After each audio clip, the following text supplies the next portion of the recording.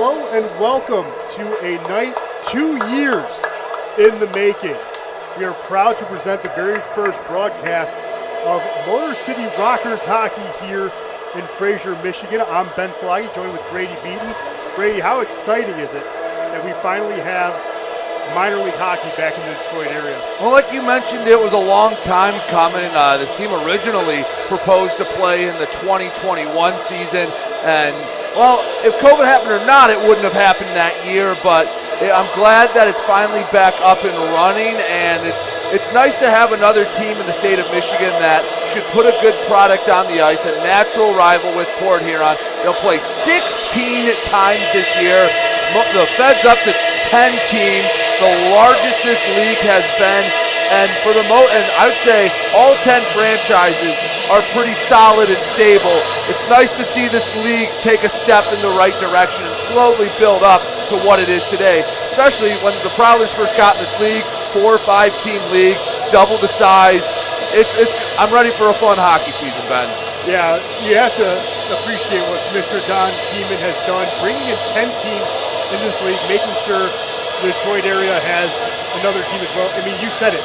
What a better way to kick off the season than a natural rivalry. They're calling it the interstate rivalry, the I-94 rivalry. Of course, Port Huron, the Prowlers, and of course Motor City Rockers, as the Rockers are coming onto the ice. And there's a lot of good talent, a lot of kids coming from all over the place. But for me, it's just exciting because the last time, this is going to age myself a little bit, the last time we had minor league hockey here was the Vipers. Yeah, that was longer ago than a lot of people want to admit. And the Federal Hockey League is, well, it's a different brand of hockey. I'd say you go in a little bit of a time capsule. Anyone that comes to a Federal Hockey League game thinking they're going to see the cleanest played hockey game will leave disappointed. But I will guarantee you will see a fun, entertaining, physical brand of hockey. You will see scoring, you will see physicality, and that's what it takes to win in this league, scoring. And with that, the men between the pipes are going to loom large throughout the season. The ones that can get the good goalies and keep the good goalies are the ones that end up having a lot of success. Yeah, that's very, very true. Speaking of good goaltenders, there's an interesting goaltender on this Rockers roster, Trevor Ridgden. He's a YouTuber, and he's played in Sweden for a couple of years, has his own channel. I mean, anything to draw up buzz, but also, of course, the kid that's going to start tonight is Trevor Babin. Trevor Babin's not a bad goaltender at all. He's very good. No, he's not, and he's had to play on some teams that have struggled. Hopefully the Rockers can put a little more talent in front of him than he's been used to. You've seen in this league before some old Battle Creek players that went somewhere else and flourished later on in their career once they got on a team that had a little more talent on the ice in front of them. Yeah, also with these two teams, before we hand it over to the public address announcer, these two teams have a lot in common. They're sharing players. I mean, players, though, in this league do switch teams. You know, you pick up maybe a guy that's not getting enough playing time. You can maybe develop him into a key cog in your organization. And here's the reality of the Federal Hockey League. It's not like the NHL. It's not like all these other leagues where, hey, you get a guy, you're going to have him for 56 games, you're going to have him for the season. Sometimes real life intervenes. Sometimes guys just, hey, they're from Michigan, they want to go back to Michigan. That's how you get a lot of guys on this team as they introduce the starting line. If you look up and down the Rockers roster, the majority of their roster are Michigan-made guys. I'll give you the starting lineups real quick. A couple Michigan guys on the starting lineup. At forward, Artem Olikin out of Russia. The center, Brad Ryder. He's from Grand Rapids, Michigan. At right wing, Tommy Cardinal from Quebec. And then at defense is where you get a lot of Michigan players, and I think what could be a strength of this Rockers team. Mike Wynn, a 6'3" product from Ann Arbor, and Brandon Contrato. He's one of the most interesting men in the Fed. We can talk about that later, but he's a heck of a player. He can act as another forward at defense, and as you mentioned, Trevor Babin in that for Motor City tonight. Yeah, you're right. We're going to give it back to the PA announcer. We will have the national anthem, and we will get this one underway here at Big Boy Arena in Fraser, Michigan.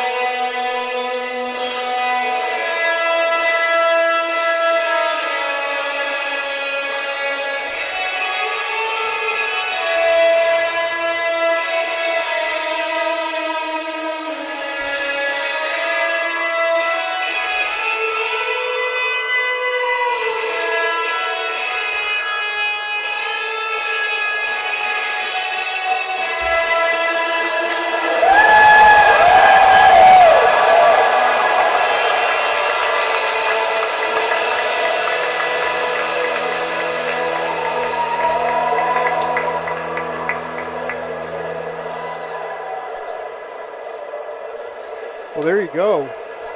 Wouldn't be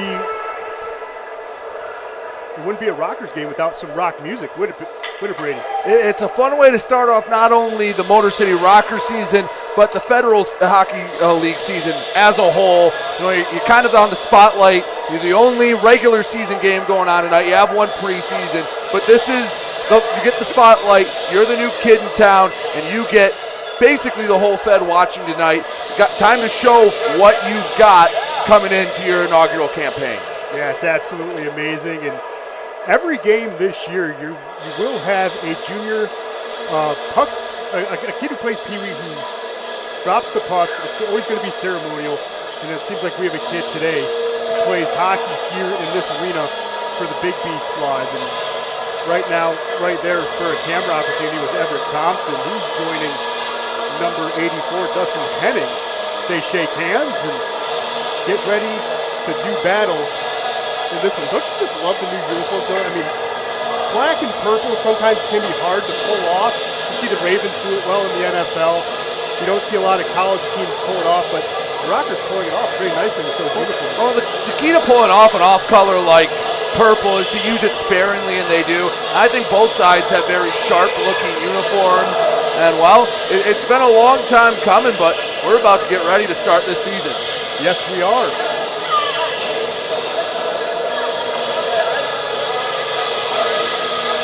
Entering the face-off circle for the Rockers will be Tim Perks.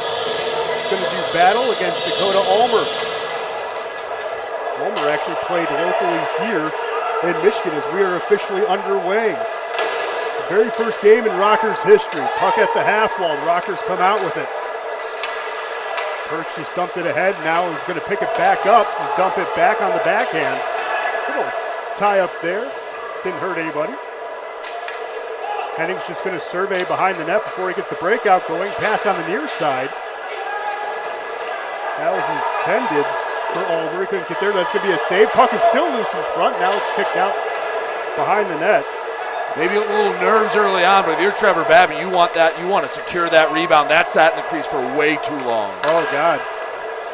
Yeah, you hope the butterfly starts settling down, and maybe it will come settling down in just a second. But Devaney has the puck. He loses it at the half wall on the far side. Picking it up is Alekin. Alekin just signed his contract with the Rockers a couple of days ago officially. That was all over social media. One thing you want to look for early in this game is for Port Huron, you know who the goal scorers are. Everyone knows who Matt Graham is. Everyone knows who Dalton Jay is, who Larry Vartiainen is. Who is going to be those go-to guys early for the Rockers? Who are going to be their goal scorers? You'd like to get one early, just kind of get the edge off. Definitely. Get the crowd into it, and a good crowd. And you're right, Brady, though. Taking the edge off would be big. Rockers have possession on it. It's Thompson. It's going to get ridden out to the corner. Centering pass gets intercepted. Picking it up is Devaney. He then leaves it behind the net. With it now is Parsons. Parsons is just going to chip it up ahead. That's going to get intercepted. Got it, had it there for a moment, loses it. Puck still bouncing around. There's a big hit behind the play. The puck's dumped into the end line here. Rockers with a centering opportunity. Suffredini's going to try to settle it down on the near side circle. There's one in front. That's going to be a save. Big save by Rodrigue. Still in front. He pokes it away. Good job on that centering pass. Evan Foley for Port Huron got his stick out. Hey, got just enough of it to break up the feed. Prowlers trying to give it up to the far side. Trying to get it clear here. Good forechecking pressure by the Rockers. Suffredini had it for a moment. Now it's going to come back out to the point. Suffredini has it in the slot. Fired it into a crowd. Rebound goes. Big save there by Rodrigue. He had to save it off his own man's stick. It was Hendel just trying to knock it down, get it out of harm's way. Instead, almost put it between his own pipes. And after the first initial surge by Port Huron, Motor City's had them on their heels. They've been attacking.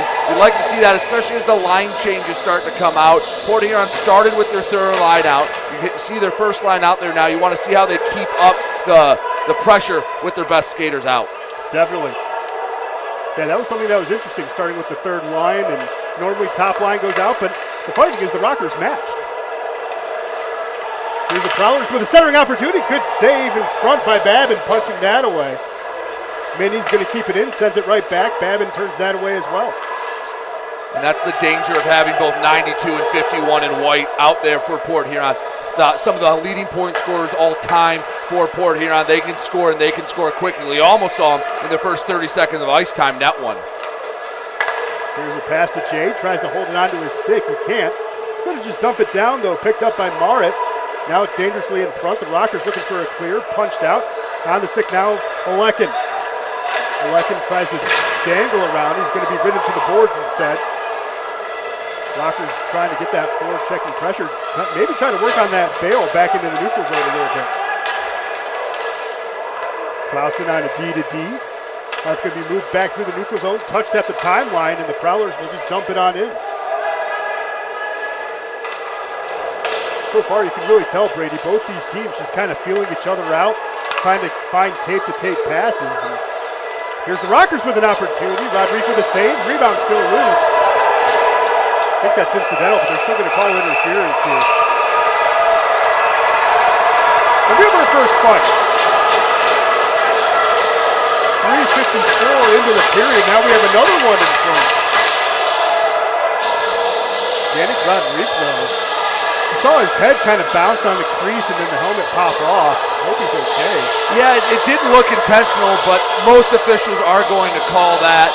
And if you had to guess who the first person from Port Huron was going to fight, you weren't expecting Austin Federle, one of the smaller players out there, but when he needs to, he does his best, he throws his weight around, he doesn't back down due to his size, and any player worth their weight, a veteran like Federle, is going to protect his goalie, incidental or not, and I believe the Prowlers are going to get a power play out of that sequence. Yeah, they're getting it sorted out at the scorer's table. And you're right, though, Federle, not the biggest guy on the ice. He's 5'6", 150 pounds. That might be generous. Most rosters aren't, Brady. Like, when I played football, I'm not 6'1". They listed me at 6'1". So, I'm sure, though, you're what, 6'4"? About 6'2" and a half. On a good day, if I stretch out. There you go. Let's see. They have two guys in the box, but I imagine it might be a 5 and a 2 for Clouston. Probably. I'd say that's a very safe guess. One thing I've noticed, both goalies, we talked about Babin for Motor City not controlling the rebound. Well, that's kind of what started that whole sequence for Port Huron and Motor City when the Port Huron's goalie Rodriguez couldn't really control it, and there was a big clash at the net. That's one thing that will drive goalie coaches insane. Yeah, there you go. Clouston's going to be in the box for 2 minutes. Goaltender interference. It's going to be the call. Interesting that they didn't send anyone else in the box. So I wonder what the penalty they'll give Federle. Because if they gave him 5 and 2, you'd imagine someone would serve for Clouston, so he could also serve as fighting major. Yeah, that's a good question. I don't know. Here comes the Prowlers, though. They're going to try to maybe cash in on the first power play of the season. Gives it up to the far side. There's a quick shot. Couldn't get a finger on the trigger, though. It's an easy clear for the Rockers.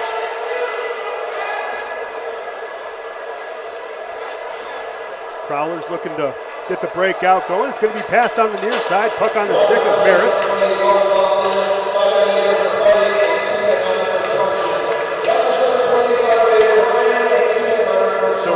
Officially, it's going to be fighting and goaltender interference. Here's a shot for the Prowlers. Good save there by Babin. Rebound comes out. Trying to control it is Devaney. Gives it up to the corner now with it. That's an interesting way to dissect that skirmish. Because they said 5 and 2 for both, correct? Yes. Yet it's 5 on 4. I have to imagine there was a miscommunication at some point. There has to be. No, I agree with you, Brady. Here's a quick shot. Rebound dangerously loose. And then we have a check into the post from behind. It's easily going to be cross-checked. That might be 5. That should be 5. Frank Schumacher, the guilty party. And now it looks like they're sending someone in to serve with Clouston. Yeah, it's going to serve with Thompson. Thompson's going to be serving with Clouston. So there you go. There was 47 seconds left. And they just threw another 2 minutes on there. I think they're going to actually now get the scoreboard correct. Yeah, that's the wrong officials, side. Yeah, they just called the officials back to the scorer's table with that horn. So that's what they said, that, I'm going to serve. Yeah, he said, I'm going to serve the 5. You even see Everett Thompson saying, no, well, he'd serve the 2, right? Yeah. He'd serve the 2 for Clausen, and he'd have to stay the extra 3 minutes along with Federle. Yeah.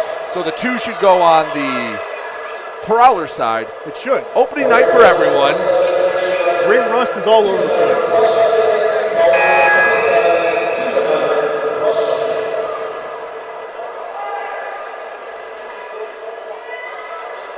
That's a bit of a gift. Hey, you get an opportunity shorthanded, draw a penalty now. A 2-minute power play gets cut about in half, and you'll get an abbreviated power play. Chance to get the first goal of the game and stir up the momentum. We've only played 5 minutes, but there's been a lot of action packed in these first 5 minutes and 8 seconds. As you would expect. Again, it's supposed to be a rivalry, right? At least in geography at this point, yes, a lot of these guys familiar with each other. There's a fair amount of former Prowlers on the Motor City Rocker roster. Yep. The ones that have played the most, Josh Colton was a part of a couple really solid teams in Port Huron. Brandon Contrato played up there. And then there's a list of others that played a handful of games, but they didn't spend too long in Port Huron, but still, 2 teams very familiar with each other's personnel. Definitely. Here's a face-off win for the Prowlers. They're going to quickly race this one into the offensive zone. He's on the stick with Alex Johnson, and the officials are going to say that that's their mistake. I don't know why the play stopped, and then they just blew it. So. Got our first media timeout of the period, and well, it's been a fun first 5 minutes, as I was saying, and we're waiting for one team to really get into rhythm. You feel like one side's starting to, get into their system, starting to get tape-to-tape passes, and then the other side responds really well. This is a Prowlers team that last year, Ben, that was very frustrating for fans to watch. There were multiple times they'd get 2-3 goal leads early in the game and end up on the wrong side of the scoreboard as the game went on. That has to do with the depth sometimes, and then another note for people unfamiliar with the Prowlers, Matt Graham, their player, coach, GM, essentially he does everything but drive the bus. Many hats. Yes, he does. I was going to say, he's a man of many hats, and so is Alex Johnson. So Johnson is not only a player, he's an associate head coach and assistant general manager for the Prowlers as well. So there we have it. The ice has been cleaned up. You're right, this would have been a media timeout if we had commercials. I love how they have the kids from the Big Boy Hockey Club here at Big Boy Arena cleaning up the ice around the nets. Always good to get the community involved. Pretty good crowd here today, too. Kind of still rolling in, filling in. Some standing room only. Some people can sit down if they want. So Rockers have control of the puck here. It's going to be 4-on-4 hockey for 30 seconds. And then, of course, Motor City will come out on the power play. Here's Perks with a shot. Good glove save, Brian Roderick. Perks good forechecking pressure, trying to get control of it. Quick D-to-D pass here, Henning with it, gives it on up. Jay's going to tip it. It's going to go all the way down, as good as a clear. Sufferdini has control of the puck on the near side. Feels the pressure, gives it up to Perks. Perks will walk it in.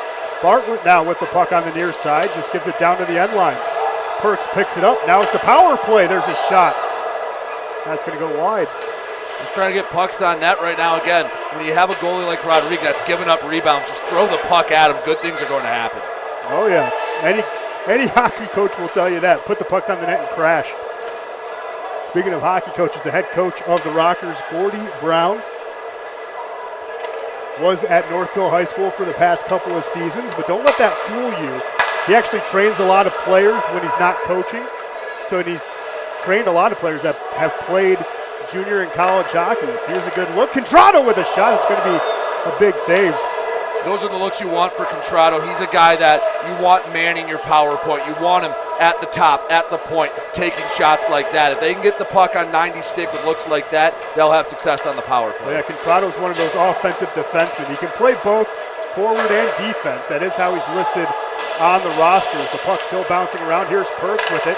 10 seconds left on the power play. There's a shot. Roderick makes the save as it comes out to the far side corner. Babin telling everybody the power play is going to expire, and it does. We're back to full strength hockey. Well, Ben, correct me if I'm wrong. We're about 7 minutes in. I don't think we've had but maybe one frozen puck so far. Yep. There's going to be a rebound goal sooner rather than later. You can't leave it on a platter when you got professionals like this. Very true. Good save by Roderick there. Big hit, throwing some shoulder around his Cardinal. Puck's going to be at the end line here. There's a battle for it. Henning had it, stops, and now he's going to give it up to Ulmer. Ulmer has control of the puck, gets it inside the neutral zone. He's going to walk it all the way down. There's a shot glove save there by Babin, and there you go. You just said we haven't had a frozen puck. We just got one. Ask and I shall receive, and now he's still getting a little chippy out there. They have to be careful. Austin Weber, the man, a few extra words for his counterparts.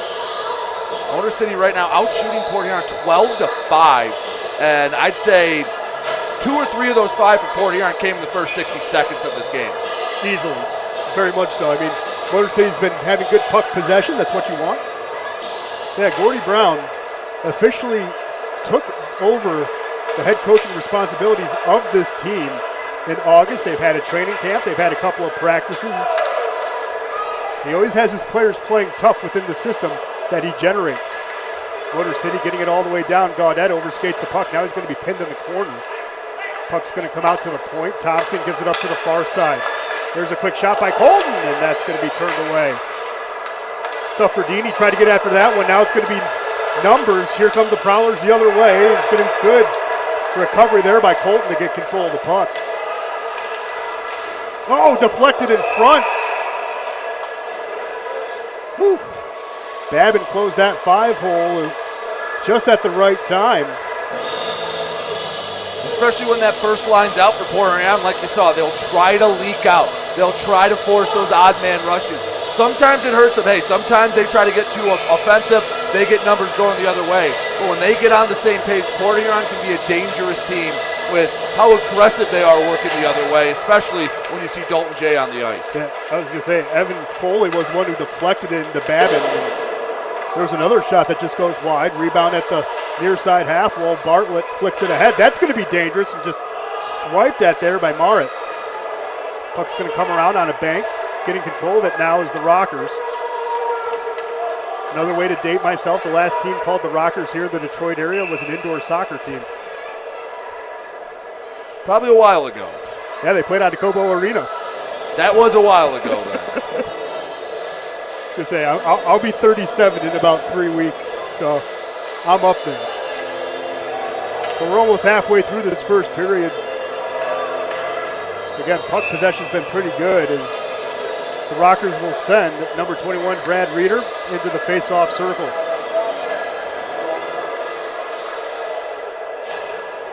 Wynn and Contrado, the defensive pairing behind.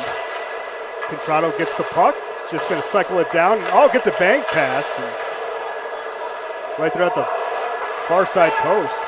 Here's Wynn. Just is going to offer a bank pass. Almost like Joe Lewis, right? The end boards are bouncy. Throw it off the boards. Tell you what, you go up to McMorran Arena, they'll be just as bouncy. Yep. Speaking of bouncy, here's numbers for the Rockers. It's a 2-on-none. Back and forth, and good recovery by the Prowlers. Johnny on the spot. Assistant coach Alex Johnson tied that one up, and now we're going to have another penalty here. Maybe got be roughing. Just a little too cute on that 2-on-0. You're getting close to the crease. Those angles aren't great. A good goalie's going to come out and cut off the angle. Hey, he's been giving up rebounds all night long through this first period. Fire a shot on net. You had the numbers. I thought Alikin was at a good angle. I'd have liked to see him shoot there instead of trying to force that pass through a small window. And, of course, Johnson with one of those good fouls, right? Right. You know, making sure the puck doesn't go in, even though now the Rockers will get their second power play of the game. Here's Contrado. Cycles it in front. Oh, good one-timer. Just easy put away. Coming with it now is Foley. Offers a shot. Babin will freeze it. But, man, what a one-timer right in front for the Rockers, almost taking advantage of the power play 13 seconds in. And again, Port Huron is not going to sit on their heels when they're shorthanded. You saw right there, Foley was leaking out very quickly, trying to steal a goal shorthanded down a man. You can't count that out. Again, it works on a two-way street. If you can shut that down, next thing you know, you got a 5-on-3 working the other direction. Exactly. You got to choose your spots when you're going to cherry pick like that. But you're right. Evan Foley just leaking out at the right time and almost got it to work. Here's Thompson with the puck. He's just going to dump it on in. Chasing after it on the far side is Lambden. Can't get to it. Now it's going to be controlled by Henning. Kept in at the far side by Suffredini. Now Lambden gets hit at the end lines. He's going to get control of the puck here. Now he gets slammed into the corner. Prowlers trying to get it clear. Suffredini holds it on in. Rockers looking for that perfect shot. Who's going to cycle down in front? Oh, there's a centering pass, but the Prowlers will get a good clear on the stick of Dakota Ulmer. Maybe more importantly for Port Huron on the defense, they get a fresh set of legs out. So does Motor City. Got about 55 seconds left to go on the man advantage. Want to see him capitalize. Here's Perks with the puck. Now he's going to leave it for Suffredini. Suffredini's going to get it. He's going to stop and survey. Rockers looking for that perfect opportunity. Colton with it, gives it up to the near side. Now pass to Suffredini on the far side. Just missing that tape by a hair takes you out of your rhythm, takes you out of that power play momentum you had, and let Port Huron reset. They were all on the near side. Suffredini had plenty of time on the far side to walk it up and put some pressure on him. Bartlett had an opportunity, gets forced off the puck. Now it'll be frozen right there by Rodriguez because there's more shoving after the whistle. 19 seconds left in the man advantage here. Looking for their second power play pelvis, the Prowlers.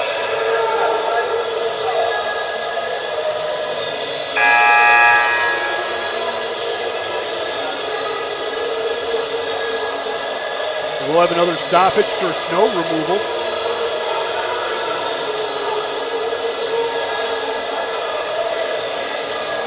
But yeah, so far though, what are some of the things that you've liked that the Rockers have done outside of, a pretty strong forecheck?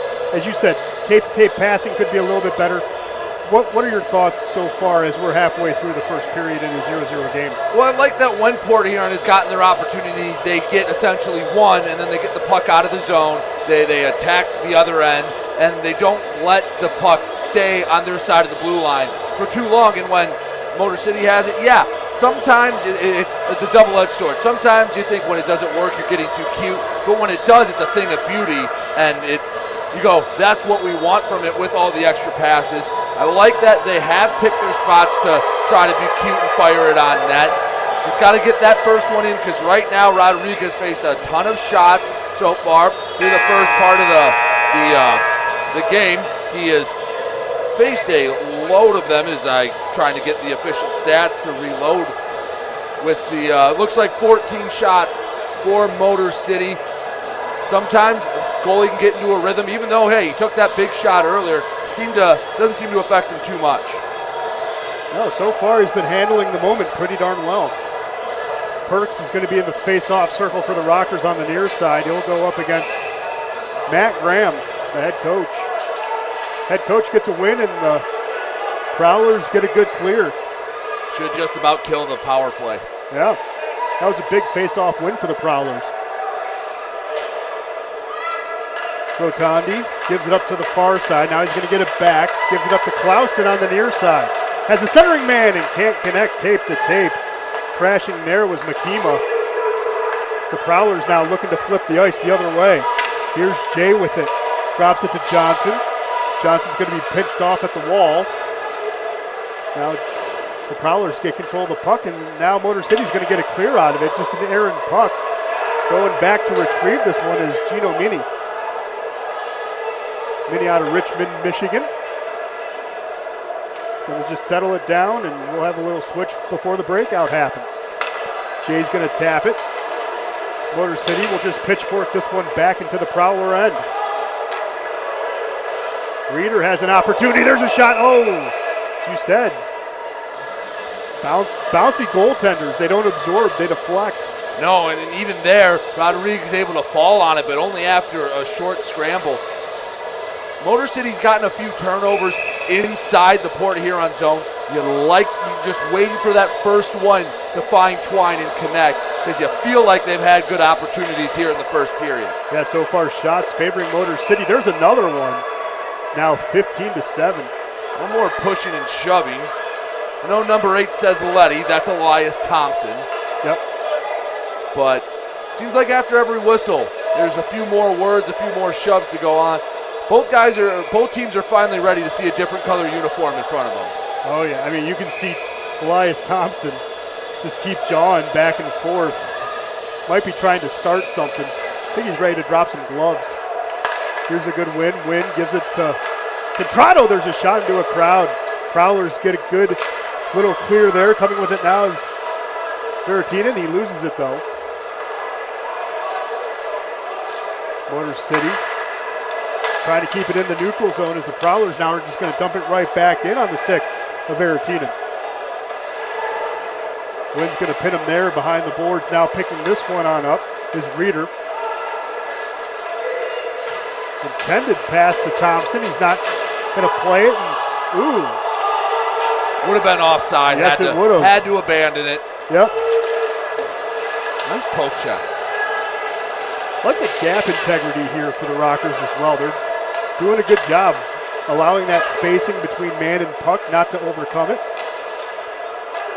And sometimes in the Fed, you'll get teams that it kind of gets into pickup hockey where it's trading chances back and forth. I do like how, like you mentioned, the gap integrity, the defense being played by Motor City and shutting down any Port Huron chances, most of them before they even get started. Yeah, and I can tell you this because I've called a lot of Northville hockey games over the past couple of years. This is looking like a Northville hockey team in the system-wise, which is let your defense generate offense for you when you can. It's almost a Gordy Brown staple. Here's Johnson with the puck, moves it ahead to center ice.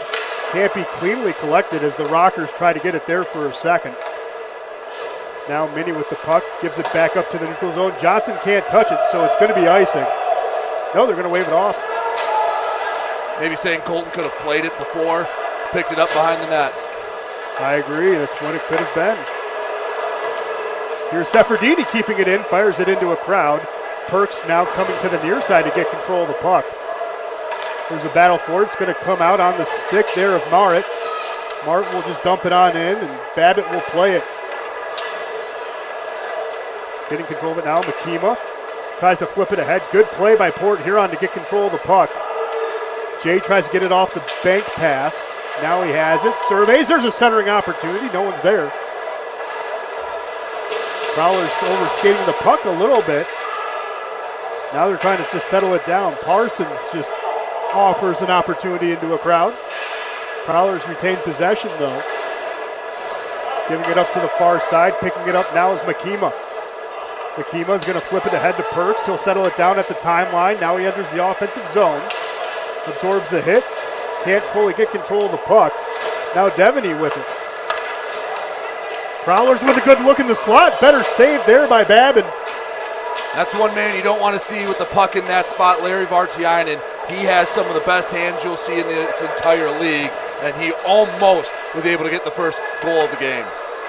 Yeah, so far 15 minutes have gone by. 15 minutes and 15 seconds. Still looking for that first one. Both teams have had good looks, just haven't been able to bury one just yet. Prowlers get control of the puck. They send it back into the offensive zone, and the Rockers send it right back into the neutral zone. Now it kind of seems like later on in the period, the Prowlers starting to just move up the ice 200 feet, inch by inch. They are, and I will give the Rockers a lot of credit. Besides that Vartiainen look, haven't had too many high-quality chances so far. Here's the 3-on-2. There's numbers. The Rockers with a shot. Oh, just pushing it wide. Rebound still loose. Puck's going to come out. Now the Prowlers with it on the stick of number 19, Federley. He has a shot. It's going to be a good glove save by Babin. Whoa. More extracurricular activity. And it's Johnson again. Don't think there'll be too many Christmas cards being sent between these two teams. How many times did they play again after this? 15? Yeah, 15 more times, including 2 more times this weekend, tomorrow and Saturday. They'll be up at McMorran Arena in Port Huron, Michigan, so they'll get 3 out of the way early, and at least you'll get a feel of what both teams will be after the weekend. And the FHL, Ben, it's not, like I said in the pregame, it's not like a lot of leagues. There's not a whole lot of continuity year to year. It looks like they're taking Cardinal and who is that for Port Huron? Looked like they sent 62. Oh, Minnie. Yeah. Surprised that's his first trip to the box. He's been jawing and pushing a lot. But like I was saying, there's not a lot of continuity between seasons. And actually the fact that Port Huron has kept the core of Graham, Jay, Federally, Vartiainen for a few years now is a little uncommon in this league. So you don't really know what each team's going to be. You have teams that are bad one year that make a title run the next. Teams that make a title run that struggle to make the playoffs the next year. It's really just hard to tell. Brady, you want to give us an update on shots really quick? Yeah, Motor City still dominating in that department, doubling up Port Huron 18-9. And well, Rodrigue, frankly, is stopped a few high-quality chances. Motor City's missed on a few high-quality chances, and looks like we'll maybe play some 4-on-4 hockey. They have 2 minutes up on the board for both sides. They do. And I'm actually surprised, thinking about it a little more, that they took Minnie and not Johnson. But you know, it's always the second man in. It's never the one that starts it. No. And I think they were going to let that go, but then Minnie came in, had a few more words. Cardinal took exception, and, well, you're going to have to sit across from your teammates for a couple minutes. One thing I like about, again, these young peewee skaters that play for Big Boy, they're trying to get the crowd excited as they're out there just waving their hands, cheesing it up for the crowd. You got to love it. Yeah, and fans have had to kind of sit on their hands so far. You've had a few skirmishes, but still waiting for that first goal. And I will say, there is a fair amount of red and black in this arena at Big Boy Arena. Port Huron fans, it's only about a 40-minute drive. They travel pretty well. Yeah, I mean, again, that's one good thing about this geographical rivalry, right? Only 40 minutes down the road, can go pick up, good game, come right back. I mean, it's absolutely perfect. Why not? But yeah, we're going to have 4-on-4 hockey with 4 minutes left. Choice. Yeah. Good. A little more open ice, maybe a chance. Oh, there's a quick shot and a goal. Joe Devaney, even strength, puts it through 4 seconds in on the reset. Yeah, he beat me to it. I was going to say a little more open ice, maybe a chance for the first goal, and just kind of slipped right out to him, and then you get a spot right there. You don't want to miss that one. He was point blank. Not a lot you can do if you're Trevor Babin. No, and that was even a better pass right there from the end line from Federally after winning the faceoff. I mean, that was pretty good. Found a way to not only win the faceoff, get it to the end line, picking it up at the end line and finding Devaney to get that goal high in the slot. A little frustrated if you're a Rockers fan. You've been out shooting them all period, and then they get that one bounce, and Devaney finishes a shot from point blank. And hey, you just tip your cap to him. Now you have to find a way. You like to answer before the period's up. Colton trying to pick up the puck here. He's getting good forechecking pressure. Suffredini overskates it. Now Lambden will pick up the puck. Still going to be 4-on-4 hockey. Here's an opportunity for the Rockers into the slot. Gets taken out, centering opportunity. Suffredini not ready for it. Gives it back to the point. There's a shot and a blast by Colton, but it's going to go wide. And when Gaudette brought it up, I thought he had a chance just to fire it. He skated it around. There was no one there to help him. 2 white jerseys, and it kind of ended a decent opportunity for him. Yeah. I mean, you understand why he's kind of bailing from the net. I mean, you would like a shot there, but if you don't have a trailer, maybe try to come back for your trailer. But 4-on-4 messed things up, and that could be a bad turnover. Speaking of which, the Rockers recover very, very nicely. Trying to get a breakout going here. Good pass to Suffredini. Now gives it to Perks. Perks has control of it. He's at the far side. Looking for a way for Bartlett to get a stick on it. He couldn't bang it home. And again, first game, brand new team. You're trying to learn a system. Yep. Even by Saturday, I'm sure they'll be a little more comfortable with what Coach Brown wants compared to here in the first period of the first game of the season. Yeah, here's numbers for the Prowlers. There's a shot. Babin makes a shoulder save.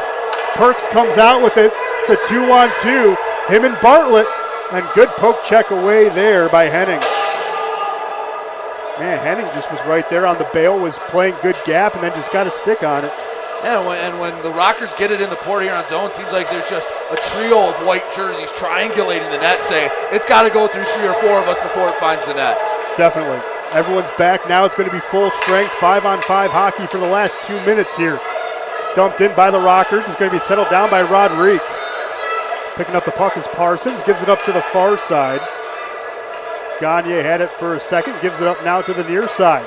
Looking for that stretch pass on the stick of Graham. Graham will just dump it on in. Almost 90 seconds left here in the opening period. It's a 1-0 game. Oh, there's a shot. It's going to go wide. That was off the stick of Dalton Jay. There's another shot into a crowd. Babin finds it, covers it up like a hungry hippo. Just freezes the puck.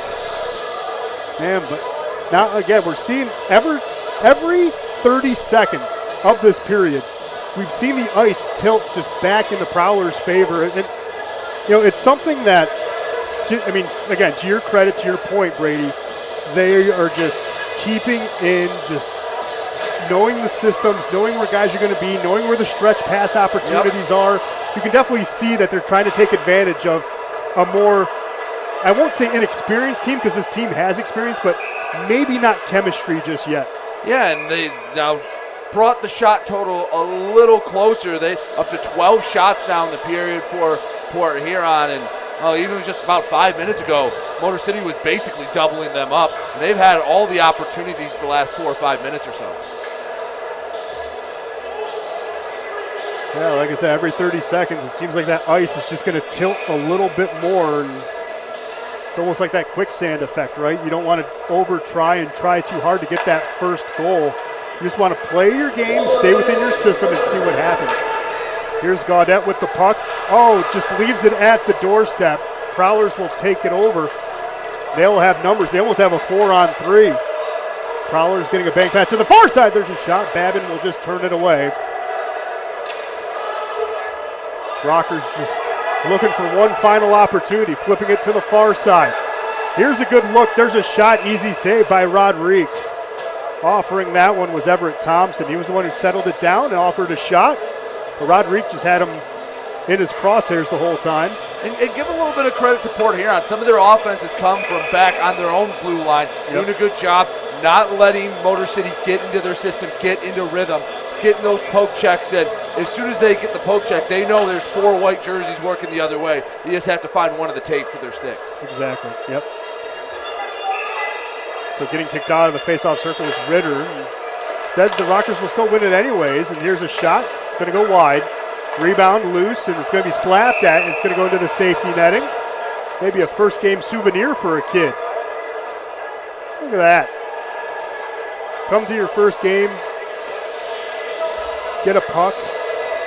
One way to make a fan. Right? Normally, you have to go when the Zamboni's going around. You have to go through like the camera hole and bang on the glass and be like, can I have a puck? But that one was just a free gift over the safety net. Suffredini offers a shot. It's going to be a save, and Prowlers are going to get a good clear here. Now coming racing after it is Weber. Just going to leave the puck behind. 18 seconds left.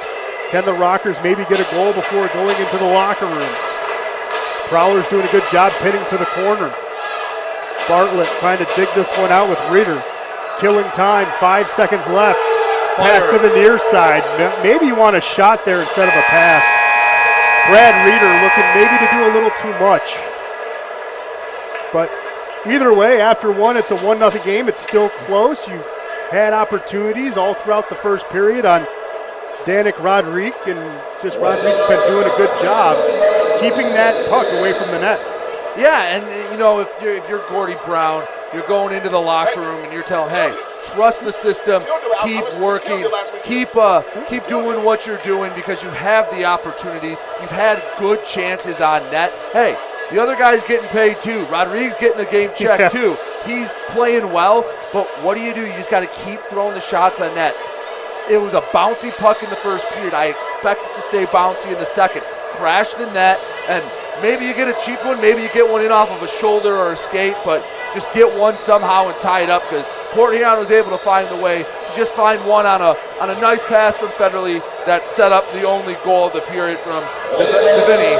And hey, you tip your cap to him, but you keep doing what you're doing in the second period, because more often than not you play that period, you feel like you get at least one.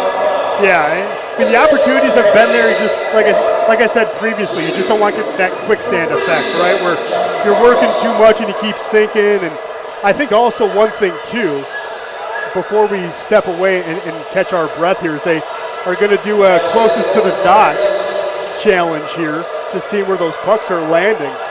But also one thing that we've seen too is Port Huron's done a really good job sneaking those one-touch stretch passes right where the Rockers are just keeping their feet almost like on their heels, trying to get back.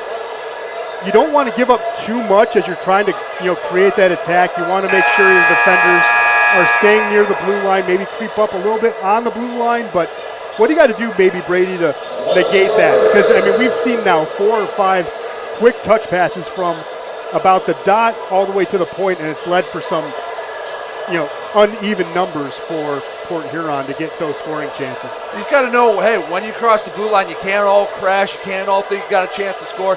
Keep a guy back. They want to leak out, because if you catch him on one, that's a chance to get the goal back.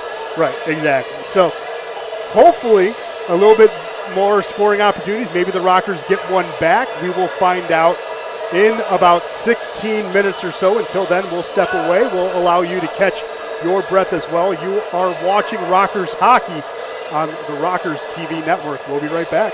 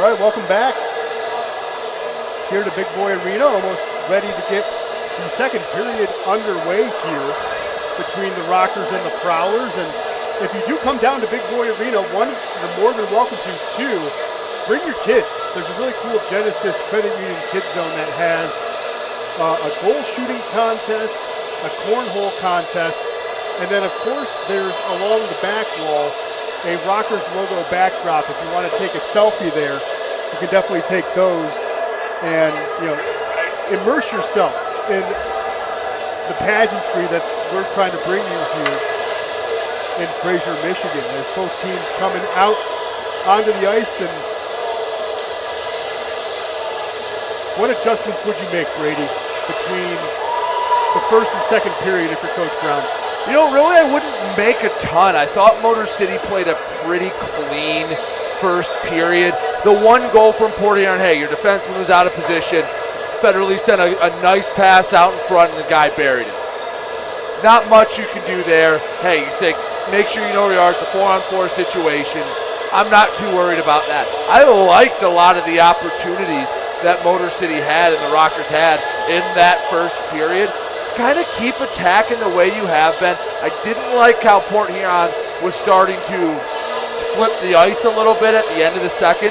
I'd like to see them come out strong and get the first few shots here in period number 2. Yeah, near the end of the period, I mean, most of the period, they were getting outshot 2-1.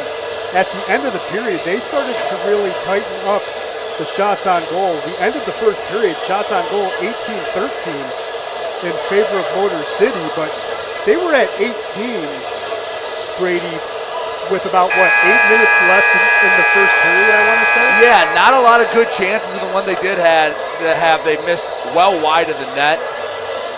Let's see what adjustments are made, because this is one difference that I think, an advantage that Motor City may have over Port Huron. You have a coach that's on the bench and gets to see the adjustments that need to be made. A lot easier to do that when you're standing on the bench, seeing the game from afar, than when you're on the ice playing. Definitely. We are underway here for the second period. Motor City has it, tries to get this one out. Thompson's going to give it up. Gaudette swipes at it. Now he's going to try to settle it down with his mitt. Powers will pick it on up. Schumacher gave it up to the near side. Walking with it now is Federally. He'll just dump it on in. Prowler's going to get control of it again in the neutral zone, and it's going to be easily dumped into the far side. Going in to collect is Rotondi. Now a centering opportunity in front. Babin has to make a swipe at it, and that's a dangerous play. Everyone was sleeping for the Rockers. And again, you get out of position defensively. Larry Vartiani in close. More times than not, he lights the lamp for Port Huron. Motor City's going to collect the puck here. Gives it back up to Clouston. Clouston's just going to survey. There's going to be a delay call. It seems like the official has a hand up, but no one's. There we go.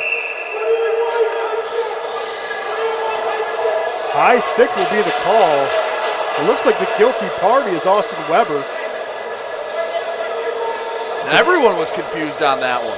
Well, Babbitt didn't leave the net. The guy had the hand up behind him, and I didn't see the high stick when it happened. But again, I've been wrong many times. So, hey, you'll take the power play any way you can get it.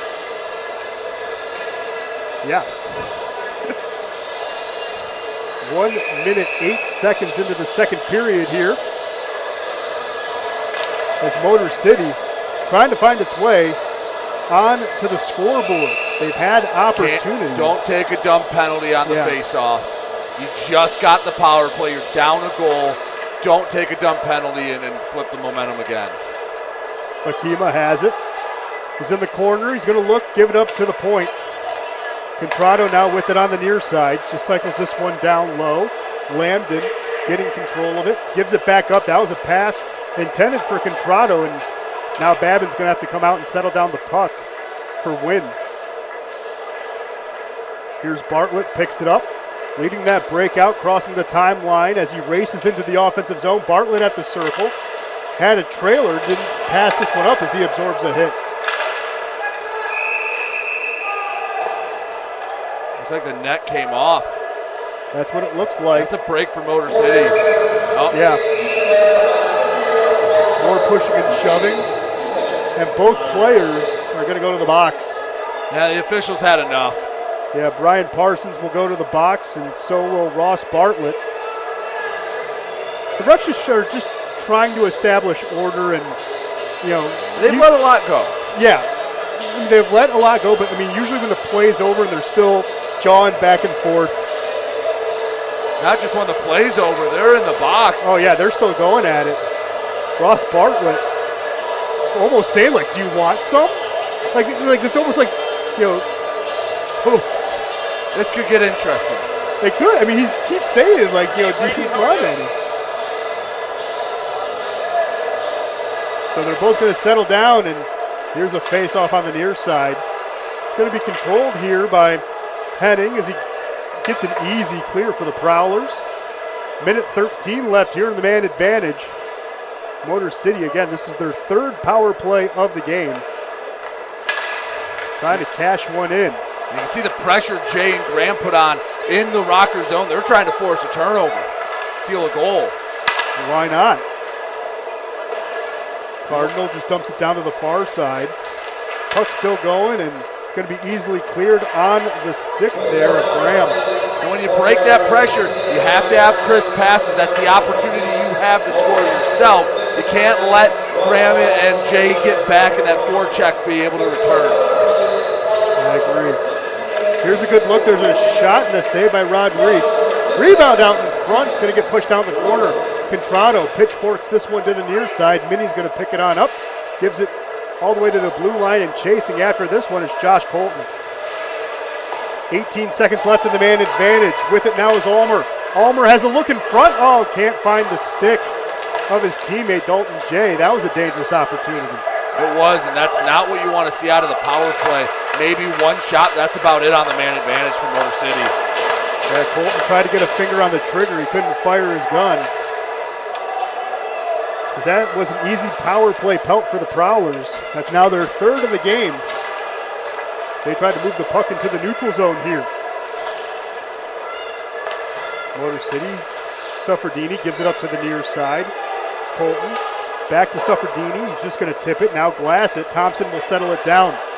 Thompson at the far side circle, stops, surveys. Had a good pass to Elias Thompson, but they couldn't connect. There's a good look. Fired it wide off the stick of Colton. And look how many white jerseys surrounding Rodriguez. They are just forming a wall and waiting for the Motor City to make a mistake so they can attack on the other end. They really are. Playing that tight box formation like it's a penalty kill. And then, yeah, the one guy will just slip out at the last second like we've seen so many times. They're going to wave off the icing as Rotundi, will move it on up. Now here's a quick shot on Makima's stick. It's going to get blocked. Coming up with it now is Foley. It looks to be a 3-on-2 as the Prowlers go with it the other way. Martinen couldn't do anything with it. Puck still in the corner. Johnson's going to protect the blue line, and now he has to go back and pick up the puck. Johnson surveys, has a man, that's Foley. He's going to get rid into the boards here. Centering opportunity, backhand. Babin with a save. Puck is still loose. Oh my goodness, puck is still loose in the slot. Motor City will get a clear. What a good look there initially on the doorstep for Larry Vartinen, and Vartinen has the puck again, moves it on up. Prowlers starting to go on all cylinders here. Motor City's got to be more disciplined defensively. They got to get the rotations. How many times has there been a white jersey with no one around him right in front of the crease this game? Yeah, no one is shading in front. You're absolutely right. Here's Contrado, just came off the bench. He's going to offer a backhand. Just trying to maybe stop play for a second and allow the Rockers to reset. What's coming out now is Bartlett and Parsons out of the box. They're still jawing at each other. I think we might see a fight when they're both on the ice. Parsons isn't the kind to throw down, but neither is Austin Federley, and we saw him throw a few punches earlier. So if you're Motor City in this media timeout, I should say, you have to find a way to settle this down. It's kind of gotten a little sloppy, and that's the kind of game Portillono wants to play. Up and down, like I said in the first period, trade chances. You haven't seen the Rockers in their system moving the puck around for extended periods of times in the Prowler zone. You need to find a way to get back on schedule if you're Motor City.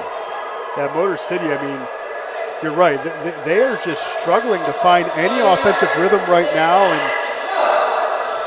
we see two young hockey fans going to slide, almost like a slip and slide. Do you ever have one of those when you were a kid, Brady? I did. I had a few.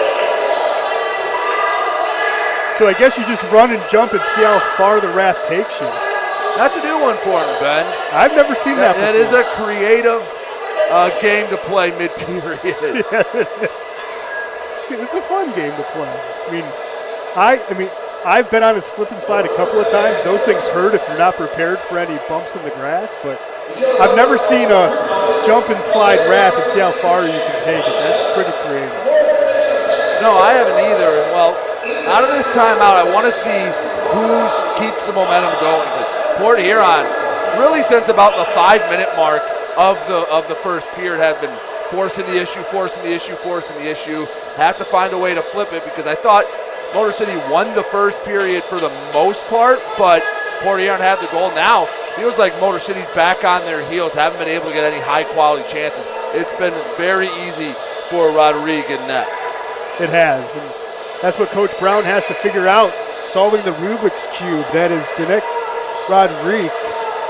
And you would think it's not that hard to solve, but it's been tough so far, and Coach Brown is in charge of the forwards. Coach Swider in charge of the defense, as they were back when they were coaching together at Northbrook. Puck down in the corner. Gets tied up. Coming in to help is Elias Thompson. Here's a good pass. Everett Thompson with a blast from the point. Good save by Rodrigue, and he'll freeze it right there. I do like what you saw out of the timeout. They're just starting to throw pucks on net. Even before that shot, they just set one in, trying to get a tip into the net, trying to find a different way to generate offensive opportunities. Maybe not looking for the perfect shot anymore like they were a period ago. Yeah. I mean, any coach will tell you, and I've talked with a lot of hockey coaches, they want you to pepper the net and crash and get those dirty goals. I mean, if you can do that, that's winning hockey at any level. And when you're sustaining possession, hey, maybe you can make the extra pass. Maybe you can try to wait for the perfect opportunity. But when you've been on your heels for a while, throw a few on net, maybe get a dirty goal, maybe get a cheap one. And, hey, they don't ask how, they ask how many. It doesn't matter how you get them. It just matters that they count.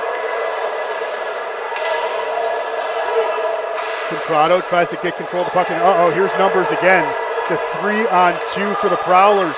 With it the other way, there's a quick shot, firing it high and wide. And the Rockers still can't get possession of the puck here. Graham has it, rides it all the way to the end line. We'll have a delay call on the Rockers here. It's going to be a high stick. He got Graham when he was bringing it in the zone.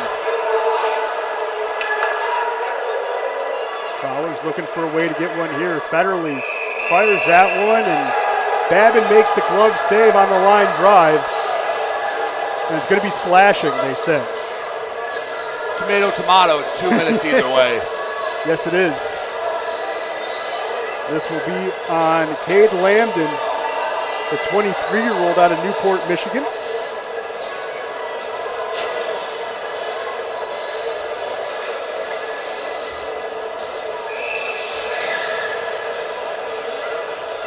It's the first time, I believe, Lambden has been in the box. Haven't gotten to see too much of the Prowler power play so far today, and while they're peppering early. Yeah, they're looking like they want to add on to the lead and do so in faction. Here's Schumacher cycling it down low. Now coming to pick up the puck was Marit, but the Rockers will get to it first and get it clear.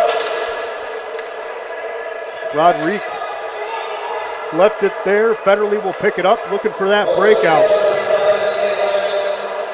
Now controlling the puck for a moment was Devaney. He's the lone goal scorer so far in this game. It's 1-0.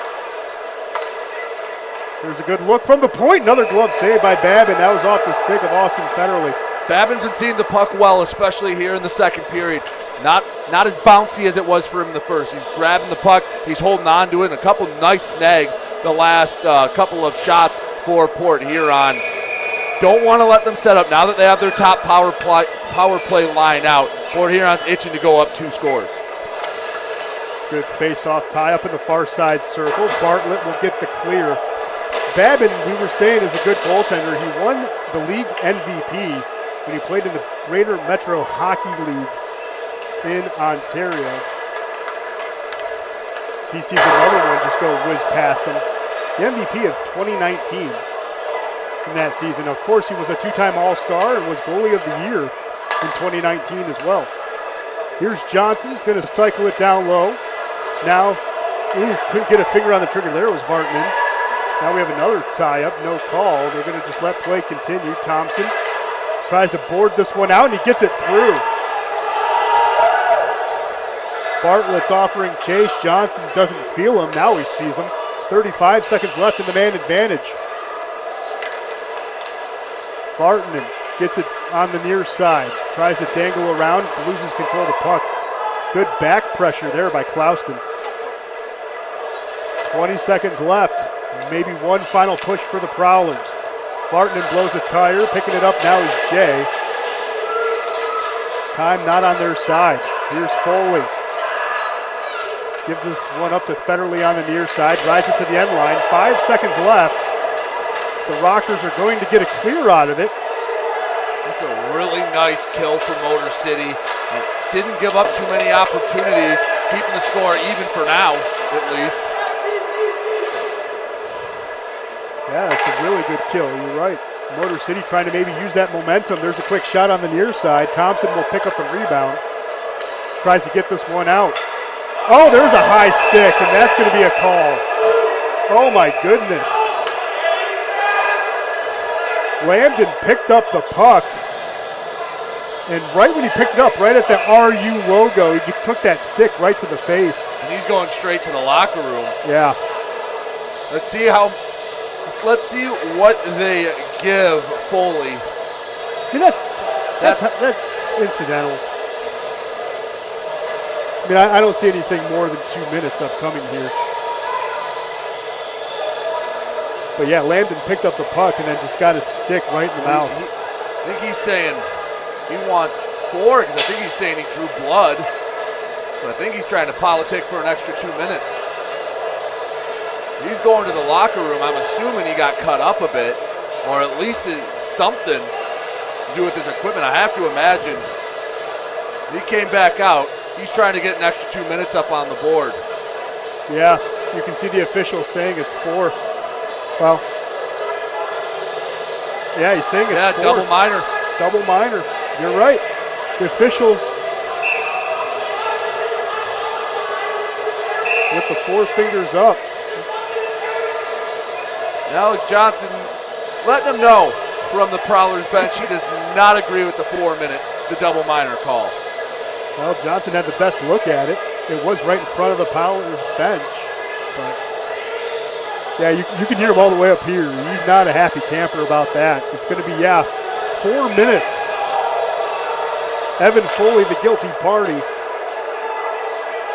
It's the Rockers get control of the faceoff. Wynn moving it up. Oh, no one was there to accept that pass. Ulmer now with it. There's a quick shot into a crowd. It's going to get deflected into the corner. Alekin tries to get to it. It's going to come to the end line. The Rockers now settling this one down. Oh, another good forward checking pressure here by Graham. Centering opportunity into the slot. Cannot be collected by Ulmer. The Rockers will come out with it. Rockers trying to get a good opportunity here. Cardinal on the near side. Settling this one on down. Now Contrado tries to keep it on in. He can. Everyone has to check up. Him and Wynn are just going to go back and forth. Contrado just quickly pushes up to Alekin, and we're going to have another call. I think Contrado drew a tripping call. Yes, he did. Now there's another one. Alekin down in the corner. Yep, Alekin is going. Him and Heinzel were going at it. That might be a crowded penalty box here in a moment. Well, we do have suites all over the place. What better than having a suite right there on the ice, right? Right, yeah. It's free. You go in, you get to spend 2 minutes, you watch free hockey, you come right back. Oh, and it's going to be Matt Graham that goes to the box along with Heinzel. Let's see what they sort it all out with. At worst, it's 5-on-3, I'd have to imagine. It has to be a 5-on-3, definitely. I mean, Contrado got tripped back when he was getting the puck and he cleared it. So it has to be a 5-on-3.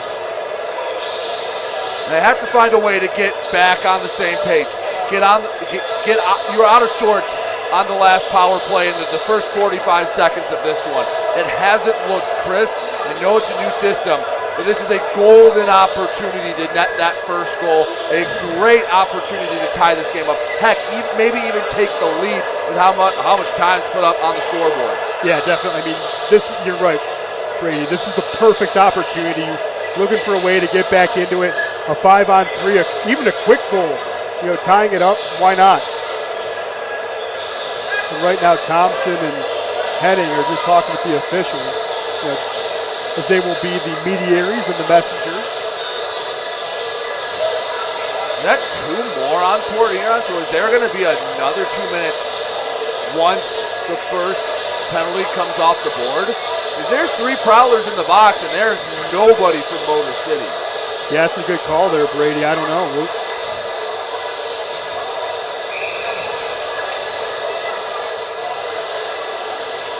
Makima's going to be ready in the near side face-off circle. We will begin this 5-on-3 as we're almost halfway through this second period. Looks like they got Graham for knee. Oof. Here's Contrado with a shot. Rebound comes back out. Makima's going to pick up the rebound at the circle. Here's Contrado with it. As we said, Contrado's like an offensive defenseman. He does have a forward and a D next to his name. Here's Wynn with a shot punched away into the corner. The Prowlers will get a clear. And a big clear at that, as Babin's going to settle it down. And I like the willingness to throw it on that. Hey, this penalty kill is going to be out a long time for Port Huron. Wear them down. Interference is going to be the call here. Is this going to be on Federally? No, it can't be. Yeah. It is going to be on Motor City, and it's going to be on Makima. Can't knock the stick out of a guy's hands when he's just standing on the blue line. Yeah, no. That is a penalty that drives a coach crazy.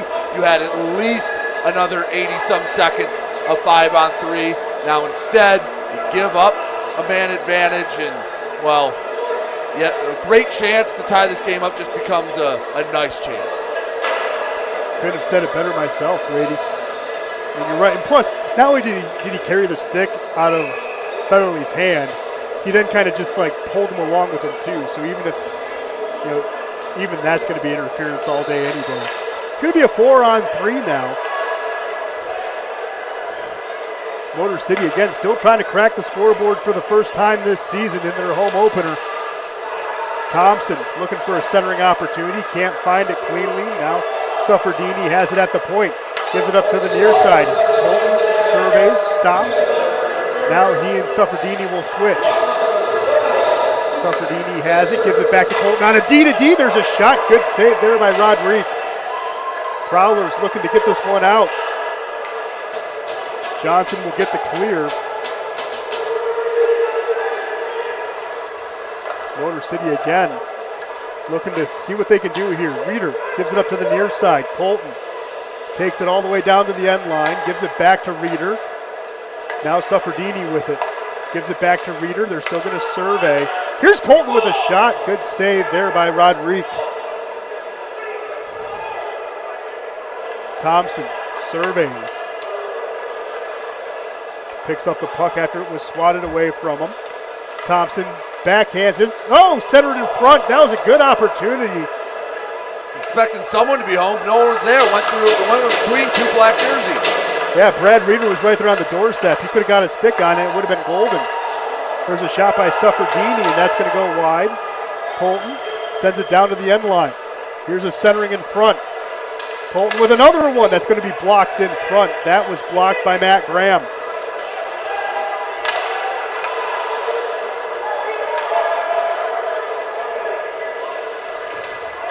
Another tie up on the far side, trying to get to the puck is Gaudette. He overskates it. The Prowlers are going to get into the neutral zone here. 10 seconds left until the Prowlers go on the power play. And they'll have a power play for 35 seconds. Bartlett has it, overskates the puck. Henning with it in the corner. Here's an opportunity. There's Clausen in the slot. Oh, ho, ho. Had a good opportunity, and Roderick makes the save, and now there's going to be a tussle. Minnie throwing some punches, getting Elias Thompson as they square up. Still tying each other up. Elias Thompson. All right, guys, got to do something here. Who's going to take down first and get the 2 points? Well, there goes the helmets. Well, no one earns the takedown, even though Minnie got a good couple of right hooks right there. Wasn't a lot. I don't know if you can call. They're going to get 5 minutes, but would you technically call that fighting? I would call that wrestling. Sumo wrestling, almost.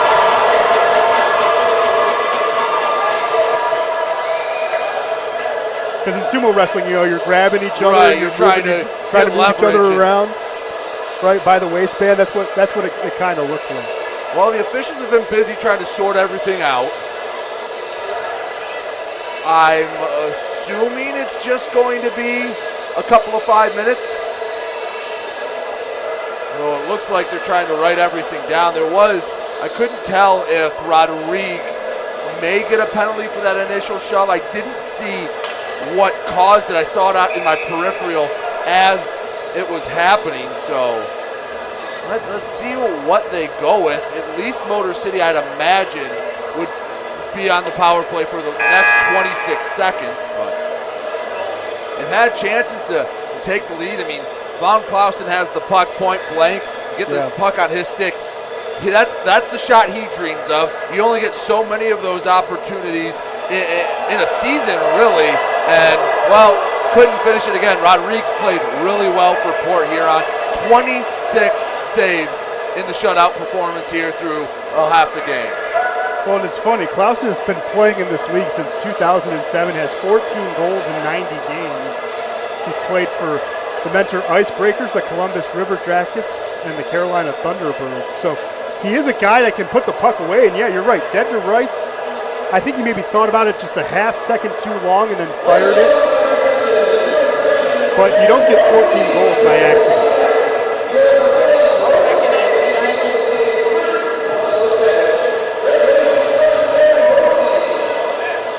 Let's see. They have Foley on one side along with Minnie, and that is Elias Thompson in for Motor City.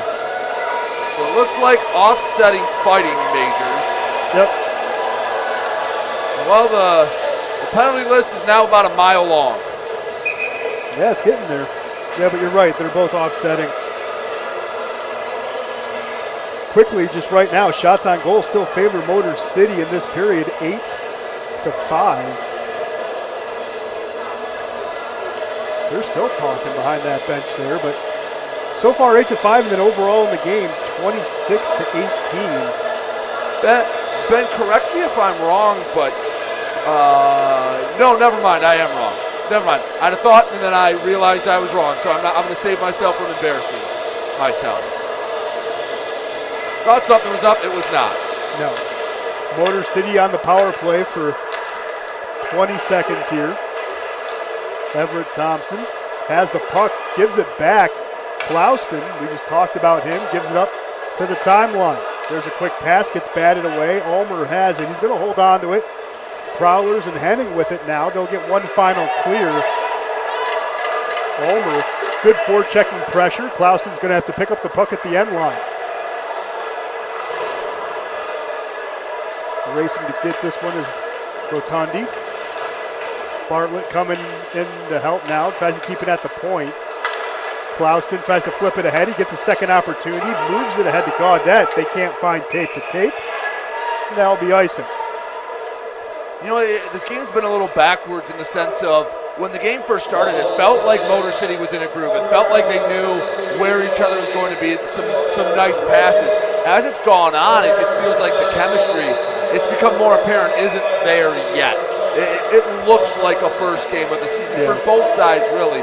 But there are times where they just don't know. Motor City doesn't know quite where each other are going to be.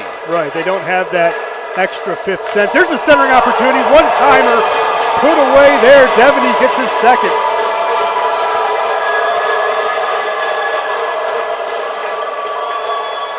And assisting that one is Larry Bartman. Beautiful one-timer, though. It was, and Port Huron's taking advantage of the Motor City defense, working side to side. That's part of the chemistry. Not quite sure where each other's going to be. Easy pass for Vartiainen. Well, a nice pass, but an open pass for Vartiainen. And Devaney just buries it. He had about 4 feet of net to shoot into.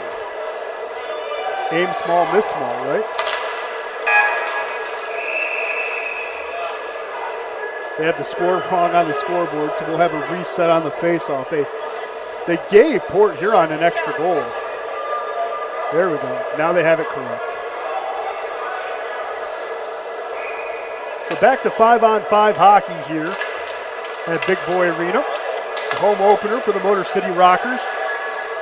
And they've carried the pace of play for a majority of the first period, but about 8 minutes left in the first period, the ice started to really tilt the other way for the Prowlers. I'd say really, the last 20 minutes of game time has been mostly Port Huron. Picking up the puck is Wynn. He's going to survey, gets a pass, going to be chipped, and Jay's going to collect it for Port Huron. Jay's going to get it to the near side. He has help on the far side. There's a quick shot, and Babin will freeze it. Matt Graham was right there.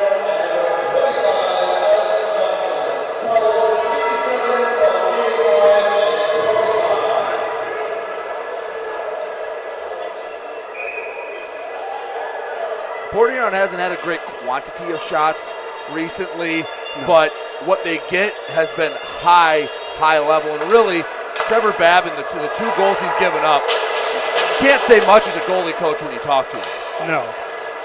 No, I mean, he's trying to slide and get back into position in time, and he's just getting beat on those one-timers.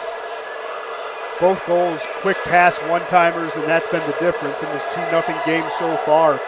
Here's Johnson with the puck. The assistant coach moves it up to the near side to the head coach, Graham, who gives it up to the far side. Jay will pick it up right there, sends it down to the corner. Contrado overskates it. Now it's going to be slapped there by Wynn to the near side. Puck's going to come back, though. Jay will battle Contrado for it. Contrado will get it all the way to the timeline. Henning will stop it there, and he'll flip it through. Contrado will pick it up. He's going to settle it down and survey the ice here. I know Gordy Brown's wanted to sit back, let his defense stay farther back, be a little less aggressive on the forecheck, but as the game goes on, maybe just try to put a little pressure in the Prowler zone. Speaking of pressure, that's a good shot there by Bartlett. Couldn't bang it home, though. Better save by Roderick. Here's another look that's going to go into a crowd. It's fired in front. Almost there by Brad Reeder on the doorstep. Man, Roderick just dodged a bullet. Hit the industrial fan.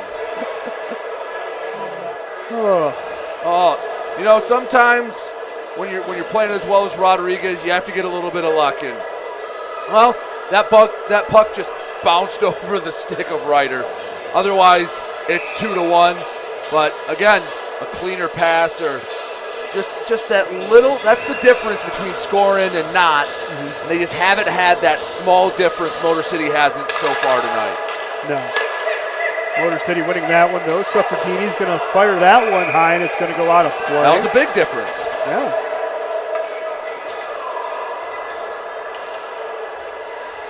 Where are they going to take this face off? They said it was deflected, so it's still going to stay in the offensive zone. Good eye. I have a little bit of time to think about it. Well, when you see an official kind of do the dollar sign, right, you know that the ball is tipped. I know I played football my whole life. Anytime I knew the ball was tipped, I knew I got a clean shot on someone coming over the middle, so I took it. As a linebacker, you always wait for that tipped ball at the line of scrimmage. You played defensive end, right? Right. So you know what that's like. Oh, yeah. Are we not taking the media timeout? Sorry, I didn't mean to. No. But you. I thought we were. The kids are ready. They're champing at the bit. Did I miss some extracurriculars after the play? oh no, it wasn't time for them to come out of the box. That is what I missed. Thompson's still in timeout. Yeah, Thompson thought maybe he could sneak on, onto the bench, but no, they recalled him pretty quick. Port Huron has to check up. It would have been offside, so they'll just dump it on in. Colton will pick it up, gives it up to the far side. Trying to get this breakout going is Motor City, and they're just trudging along. Looking very clunky and disjointed on this breakout. They're going to call offsides. Now the media timeout. This should be. They buzzed for it. And here come the kids. So, yes. Yeah. And I want to see Motor City get back to what they were doing in the first period. They looked crisp coming out. It looked like they had a game plan. You want to draw another parallel to football, almost when you script the first plays. Yeah. But they were moving around. The passes were crisp. But here in the second period, it's really been all Port Huron. And I don't want to take away any credit from the Prowlers. They've been very aggressive. They've been good. Their style is to get in your face and not let you make the clean pass. And they've been getting in the way just sometimes really well, sometimes just enough to throw them off just for a second. And that's been enough to get Port Huron go the other way. But the ice has been tilted right towards Trevor Babin this whole period. It really has. And it's an uphill climb for the Rockers. And again, they look disjointed. You can clearly see they don't have that chemistry yet. They don't have that sixth sense of knowing where their teammate's going to be. Or maybe even not a sixth sense, but a trust of where your teammate's going to be. If you're going to lead him on a pass, maybe he thinks, you're going to chip up on the ice, maybe shade up a little bit. He's not there, so the pass gets errant. And we've seen a few on the power play at this end. It was sent across the ice to the far circle, and there were two different Rockers, went right between them both. Yep. Again, just that little difference is what changes a game from a win to a loss to an overtime game. They're going to have to figure it out sooner rather than later now that it's a 2-goal deficit. Yeah, and of course that one there by Reeder, a few minutes ago that he could have swept in, just bouncing over his stick. That would have been a help because you can tell the Rockers are really pressing to get that goal. Speaking of one, there's one centered opportunity. Merritt couldn't get a stick on it. And that's a good point. Maybe they're pressing a little too much. Maybe they're gripping the stick a little too tight. Just need one to go in to see, hey, it does work, and take a deep breath and relax a little bit. I think that's what it is because you can tell they're playing tight. They're not playing loose. And I think some coaches say they're thinking too much. Yes. They're not just playing. 100%. If you're an athlete who's played any sport at any level, you've heard that expression before. Here's a good chip ahead. It's Reeder, goes and just loses the puck. Reeder had a good opportunity in front, just lost the puck on a dangle, and Rodrigue dove for the puck. I don't think there was contact there. No, I don't know if the puck hit him in the helmet or what have you, but he had a great opportunity. Okay. There definitely was some contact. Yeah. Wasn't goalie interference. It shouldn't be. No. By any means. They let the play go on. In fact, the only reason they stopped it is because Rodrigue was down. And you remember back early in the first period, he was down because he took a shot. And, Roman Gaudette was a little upset because he got the puck after he was still down. And Motor City still controlled the play of the puck. And that's a tough situation for an official to be in. You have a goalie that's down, and you kind of let Motor City take the second shot, and then they blew it dead. It was behind the net. I actually think the officials handled that pretty well. Yeah, especially if a goaltender's down for a couple of seconds, you expect him to maybe pop up, and you wait for him to pop up so you have the opportunity to possibly score there. But, I think the officials are doing a good job making sure, especially, with what happened in the first period. We saw Rodrigue's head bounce off the ice without a helmet, stayed in the game, played pretty well so far, and just protecting them and doing everything he can. There's an opportunity, there's a shot. Rebound still loose, and Rodrigue is just going to freeze it right there, and we have more extracurriculars. Cade Lambden getting tied up. Now there's more extracurriculars. And everyone's finding a dance partner. Yep.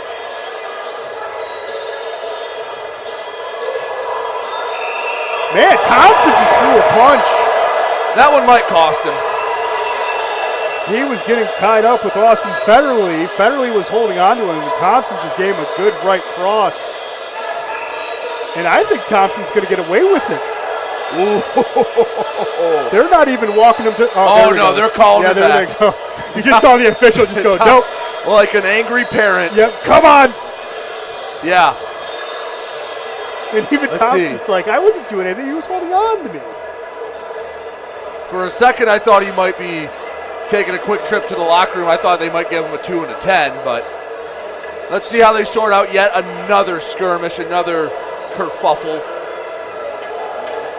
I think Landon's upset that he's going to the box because it was basically 3 guys on 1. But I think they're going to keep this even hockey. Now the question is it 5 on 5, 4 on 4, heck, 3 on 3? Because they've done both so far where there's been penalties that they've just said, all right, offset, both you go to the box. We've had 4 on 4 hockey. That's how Port Huron scored their first goal. Right. It looks like it should be 5 on 5. The way players are coming off the bench for the Rockers. And then, well, again, the penalty list is going to look like a CVS receipt by the time this game's done. We're not even to the end of the second period, and, well, it's just an absurdly long list.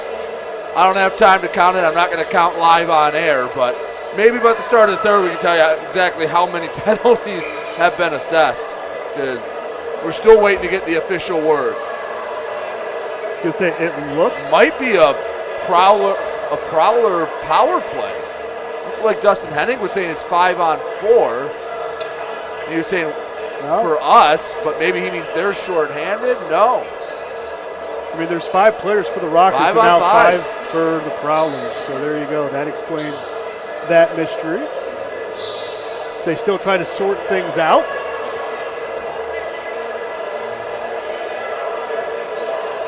Looks like we will have 5 on 5 hockey. I mean, there was 8 penalties in the first period alone. There might have been 8 penalties on that exchange. You have 6 men in the box, 7 men in the box. So there's been 9 penalties called in the second period. So, well, there you go. So far. So far. Because there are 7 men in the box and there weren't that many. That is a crowded penalty box. And plus, it puts the team at a disadvantage because obviously, even though it's still going to be even strength, we basically have a line sitting in the box for both teams. Yeah. Going to be some tired legs on a long shift here with 3 minutes left here in the second period. Akima settles the puck down. Gives it up to the near side. On it is Gaudette. Gaudette gets pinched off at the boards and some bodies are flying. Gagne was one of them. Here's Bartlett with a centering opportunity one time. Makima offering that one, and Roderick was just in time to see it go right into a center mass save and a freeze right there. And again, that's another opportunity that you wait for, that you think of the night before, you envision it, and again, Roderick stones them cold. Haven't been a lot of great opportunities for Motor City, but when there has been, Motor City, Port Huron and Rodrigue have absolutely denied them. And he's denied a couple of good looks, just dead center in the slot, too.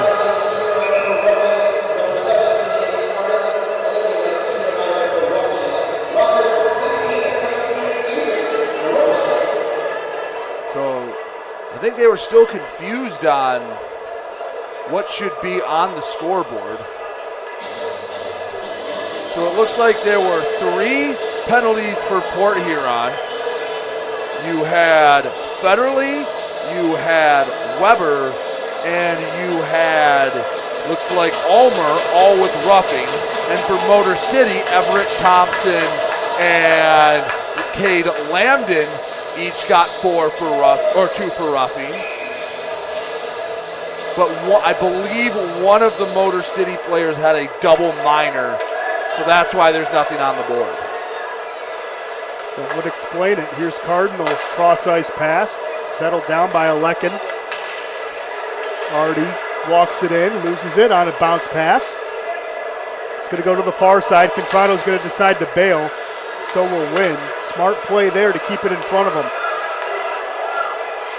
Schumacher settled it down, now dumps it on in. 2 minutes, 15 seconds left here in the second period in a 2-0 game. Schumacher had trouble getting control of the puck. The Rockers would have been offside, so they're going to check up, and the Prowlers are just going to let time slip by as they set up the breakout here. Good bank pass in front. Heinzel lost it. Picking this one up is Makima. Makima has Bartlett, and they can't connect. Good break up there by the Prowlers, and they have a man slipping behind. It's Foley. Foley's going to pick it up. It's just him. Contrado battles with him, centered in front. Makima will pick it up. Another dangerous play. And a quick shot before Babin was able to settle it down.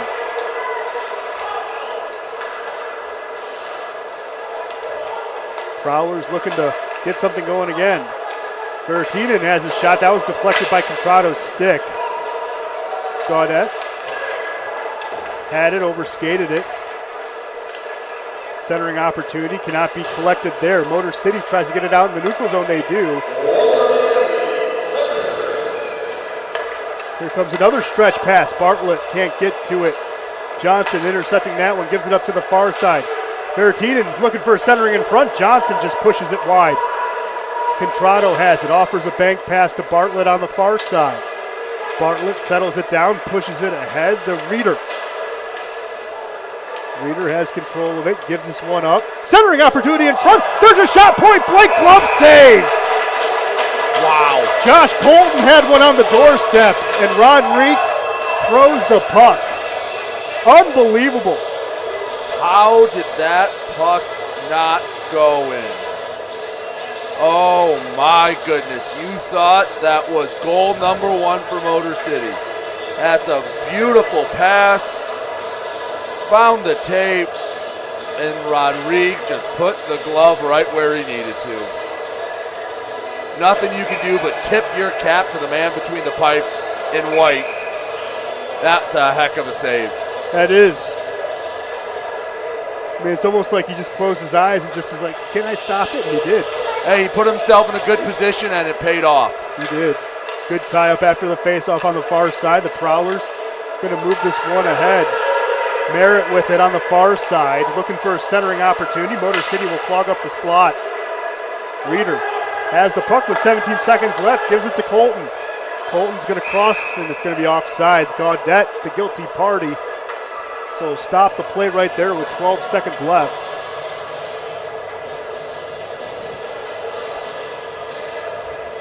But man, oh man. And the funny thing is, this game, even they always say the old cliche, the 2-goal lead is the most dangerous lead in hockey. But it doesn't even feel like a 2-goal lead. It doesn't. It feels like only it's a 1-goal lead. Still plenty of time to play. You still have a whole period to get back into this one. Yeah, Port Huron's played really well this period, though. They have. Like we've said, they've been playing probably well for 26 straight minutes. Time will expire. Port Huron has been pacing the play. They're not pacing the play on the shots on goal as there's more pushing and shoving and talking after the play, after the whistle.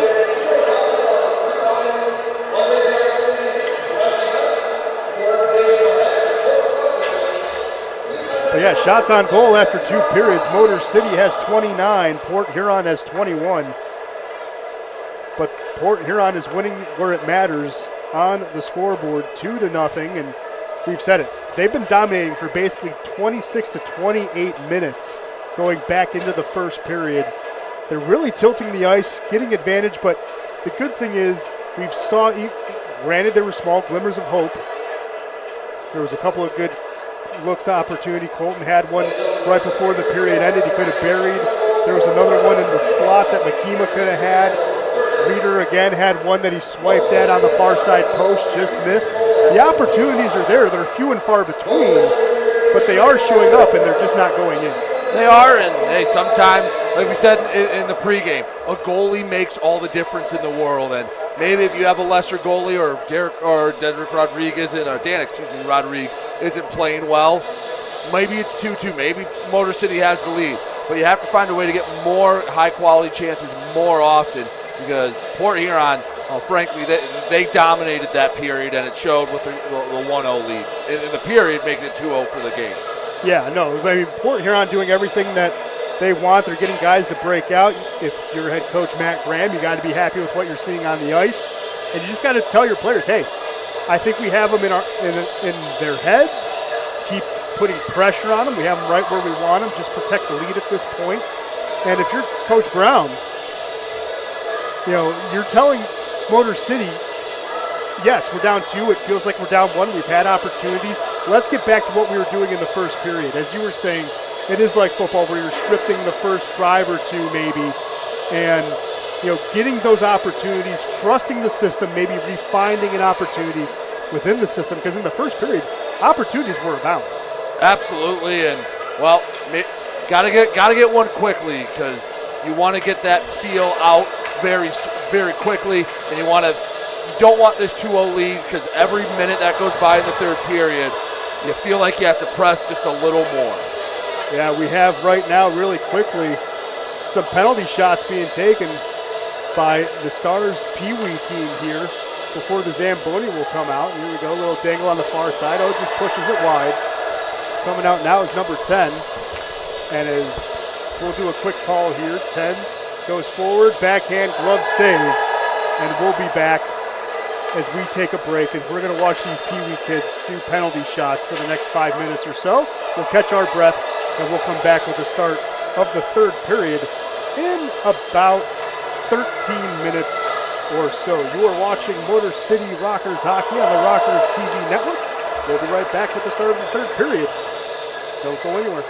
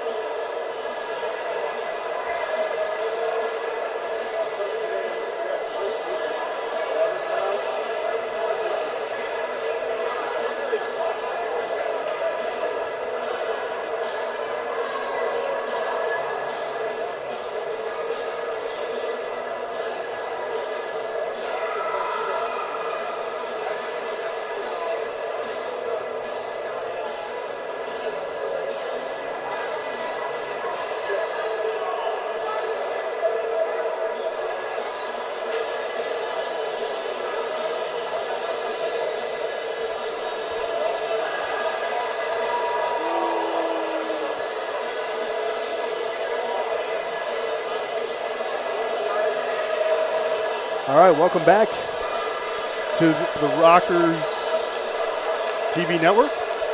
I'm Ben Sloggy, joined by Brady Beaton, here to bring you the very first game of the season. Of course, this is just the first game out of 16 total that these two teams will see each other. But after tonight's game, Motor City goes directly on the road. They will play Port Huron twice. They'll play on Friday and Saturday up in Port Huron at McMorran Arena. And then they will go on the road for 2 more games against Watertown in Watertown Arena before coming home on the 28th, right before Halloween. And they will face, who else? Port Huron. And while there's been enough penalties for a 16-game series, 24 penalties through 2 periods. And I have a feeling that number isn't going to slow down. But in the pregame, Ben, I talked about who's going to be the goal scorer for Motor City. Who's going to be the guy that they count on to put the puck in the net. And, well, it's obvious as obvious could be. It's 2-0. No one stepped up and buried that first goal. Kind of waiting to get that first one and breathe that sigh of relief. But again, give Port Huron credit. They've played pretty well, and they've dominated the last period and a half. How many penalties did you say they had? 26? 24 between both teams.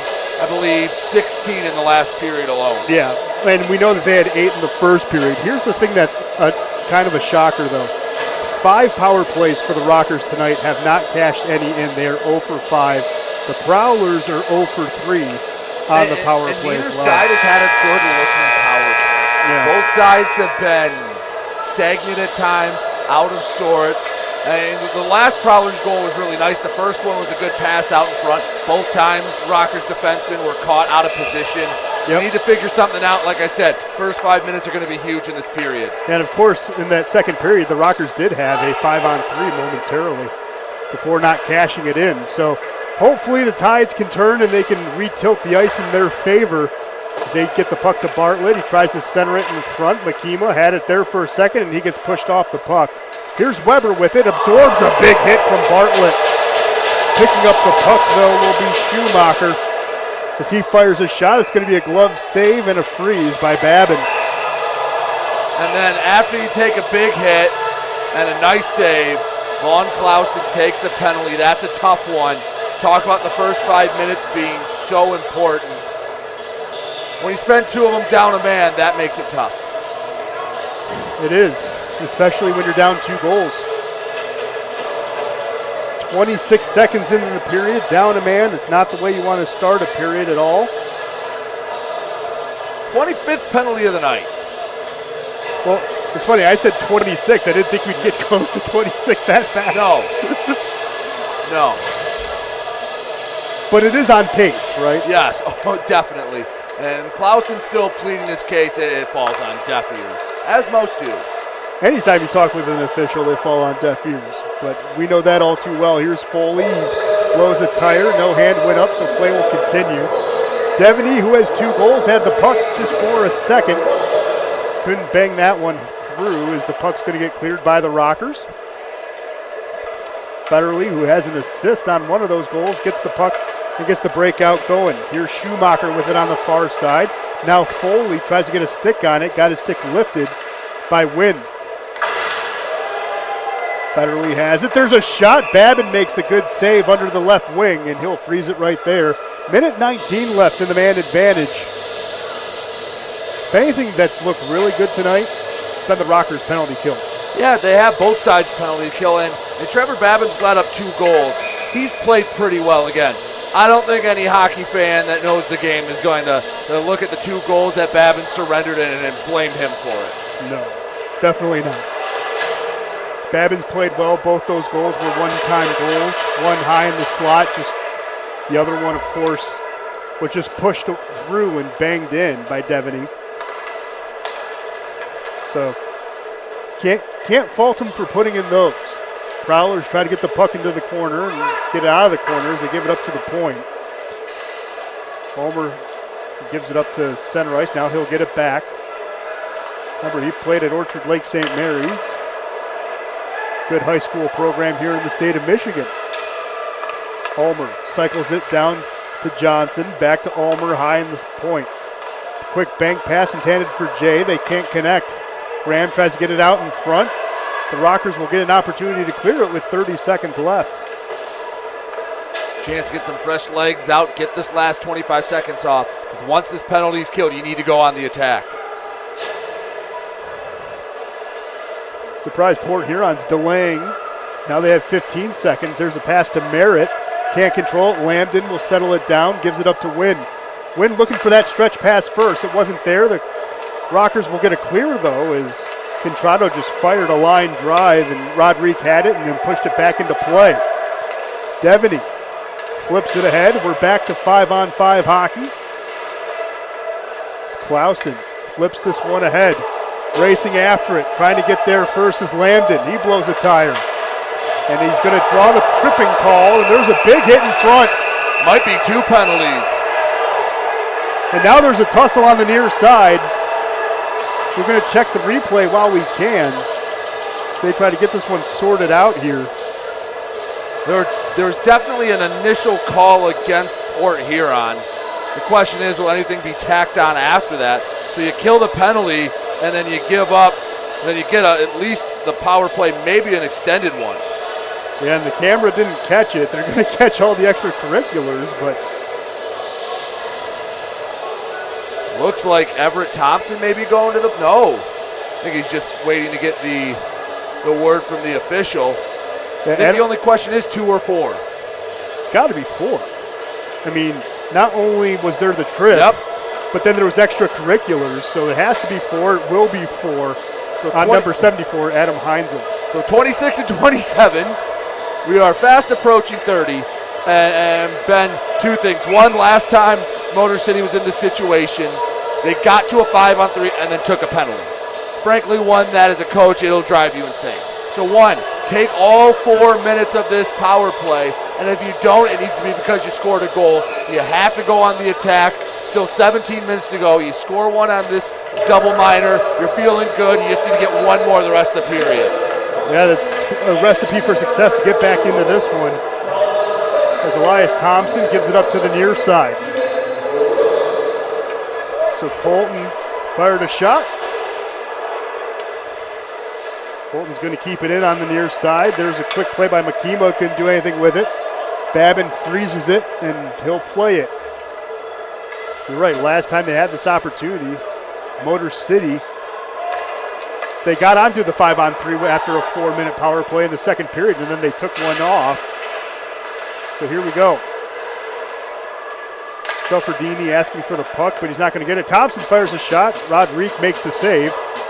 Puck is still out in the wild. On the near side, Makima, top shelf. Thought he slid it in the top of the crossbar. They're getting shots in close. This is the best the power plays looked all night. The kid from Schwartz Creek, Derek Makima, almost snuck one in, but then it got deflected into the safety netting. So the good news is the faceoff will still be in the offensive zone, as Bartlett will ready his stick. He'll do battle against Matt Graham. And the Prowlers will come out with it on the stick of Jay.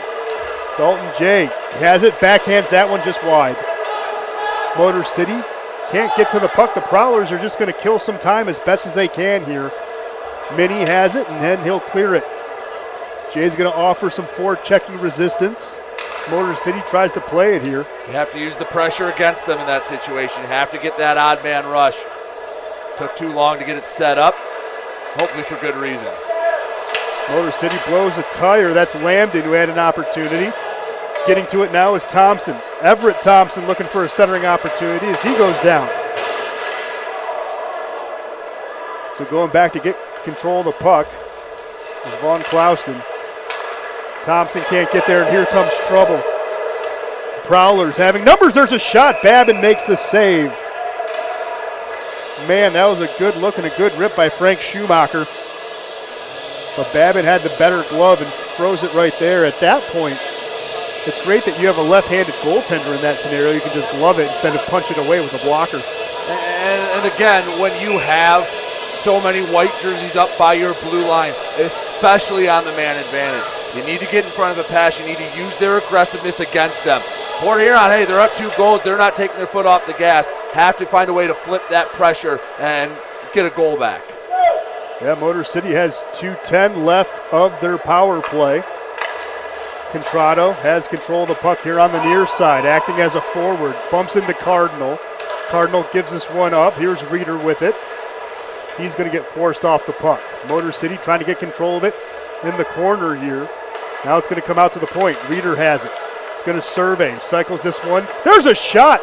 Cardinal had a man screening in front. That was Dustin Henning, but he couldn't bury it. When we talk about the chemistry, even bringing the puck into the zone, Contrado goes right into Cardinal. He thought Cardinal was going to clear the zone. I'm sure Cardinal thought he was just going to give the puck up right there. That's a little thing that might go unnoticed, but when you get that cleaned up, the entry's so much cleaner. You get in your system so much quicker. That'll take a little bit of time. Here's Contrado with the puck again at the point. Trying to get, nope, Wynn's going to receive it. Now Contrado back with it. He's going to cycle it down to the far side. Gaudette cycles it behind the net. Here's Reeder with it. He's going to survey. Flip the ice if you can. Here's Wynn. Contrado, we were just talking about that IQ, knowing where your partner is going to be. They were, Contrado was looking for the switch. Wynn was looking for the pass. So now they have to reset with a minute 10.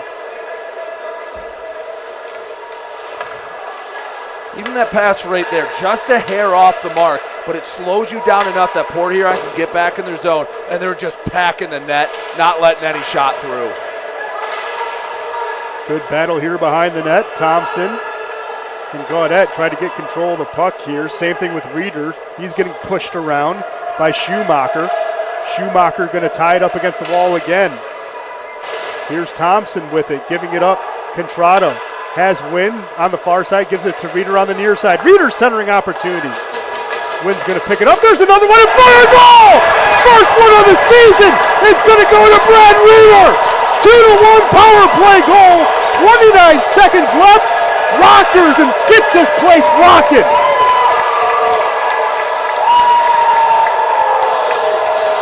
Had to get one. It wasn't the prettiest goal, Ben, but again, you find the back of the net. You have 13:45 to go. That 1 goal deficit looks a lot better. The crowd finally had something to cheer for. Finally was able to unleash that first big one of the season. And now it's a 1-goal game, and you feel like you took a little of the momentum back. That's the best the power plays looked all night. Yeah, Reeder getting that deflection. He had 13 goals at Davenport University. Played in Sweden last year where he had 12. Played for 2 teams in Sweden. Did Brad Reeder. Big goal there, though. Whole new game here, down 1. We will get the assists cleaned up here in a second. Another play in front. Puck's going to come out. There's another shot to goal! What a shot, Derek Makima! What a blast! 2-2 game. Makima caught the puck at the blue line. Fired a shot top shelf where the good stuff is. Ties it up at 2. It's just seconds apart. 2 big goals. Whole new game. What did we say basically the whole second period?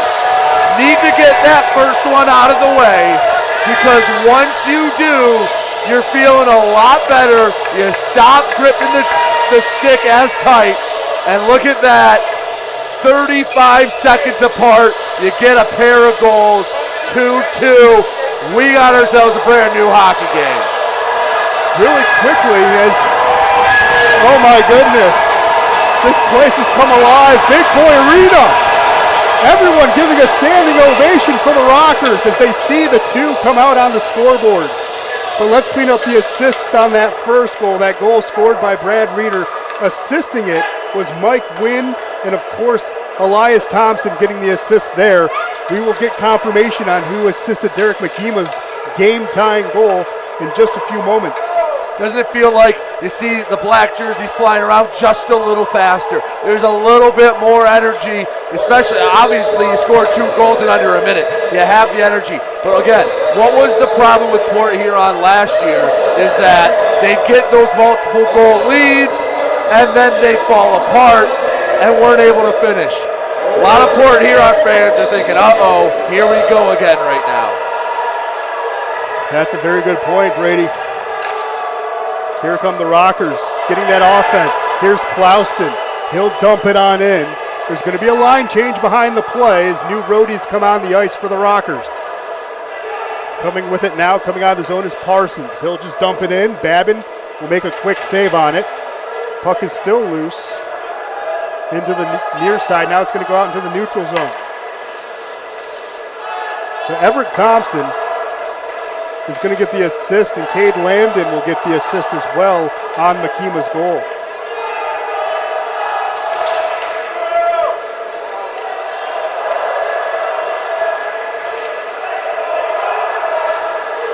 You can actually hear "Let's Go Rockers" here at Big Boy Arena. Contrado overskates the puck. Everyone has to check up. Jay sees that opportunity. Contrado touches it. No, it's going to be offside. Smart play there by Brandon Contrado. Everett Thompson trying to maybe get another man advantage, but a much-needed media timeout for both sides because Port Huron is completely on their heels right now, and Motor City is skating downhill. They can sense blood in the water, and you feel like it just don't take a penalty, and some of the penalties have been less than ideal for both sides so far. Play smart. Emotions are high. It's a 2-2 game. You have all the momentum. Don't give Port Huron any reason to get the momentum back and work back into this hockey game. So Derek Makima, who played at Salem State College, played 98 games, had 36 goals. And the one thing that I liked that he did, the puck came out to the point. What did he do? Did not wait. Saw there was bodies in front of Danik Rodrigue. Fired a shot where he can maybe pick the corner, and that's what he did to tie a game. Yeah, put it right underneath the crossbar. And that's a sign of they relaxed a little bit. Yep. I think maybe in the second period he tries to make a pass, tries to find a better shot. Just fire it on net. Mass of humanity gets through, bar down, tie hockey game. So, yeah. Hey, 11:35 left to decide. We might have free hockey, but Motor City has come out and played their best period when they've needed it here in the third. They definitely have, and the best part was, like I said, I mean, we said it, in the second period, maybe Makima does skate it to the far side and maybe looks for a reset. Instead, got it right on his stick and fired it right back. And you can even tell, Danik Rodrigue is keeping his head down in the net. He's talking to himself, trying to recompose himself, as you said, right before the media timeout. Want to point something out, too. The Rockers' power play that they initially scored on was initially just going to be 2 minutes. It was the extracurricular that made it a double minor. And when did Motor City score in the power play? With about half a minute to go. Exactly. Big difference in keeping your head in knot. And right now, as you said before the media timeout, Prowlers may be looking a little dejected here. There's another shot in front. Rodrigue's going to freeze it. That'll help rebuild the confidence just a little bit. But, yeah, I mean, right before that media timeout, guns were blazing for the Rockers, and the Prowlers looked like they lost a pep in their step. I mean, you know, how can you not? You give up 2 goals in the span of, 40 seconds? 35 seconds. Yeah, there you go. So good face-off win for the Prowlers. Schumacher tries to get it out. Motor City pinches it along the boards on the far side half wall. Puck comes out. Motor City trying to get control of it. They can't. Coming with it now is Devaney. He has both goals for the Prowlers as he walks it in. Colton swiped at it. Can't get there. Suffredini has a good look there. Gives it up to the far side to Colton to play it. Now it's going to come to the near side. Battling around to try to get control of the puck here. Lambden goes behind. The net is going to get control of the puck. He'll leave it there. With it now is Colton. Suffredini with it on a quick D-to-D. Back to Colton. Back to Suffredini. Good forechecking pressure by the Prowlers, not allowing the breakout to get started. Olekin could have drew a penalty there, but he didn't.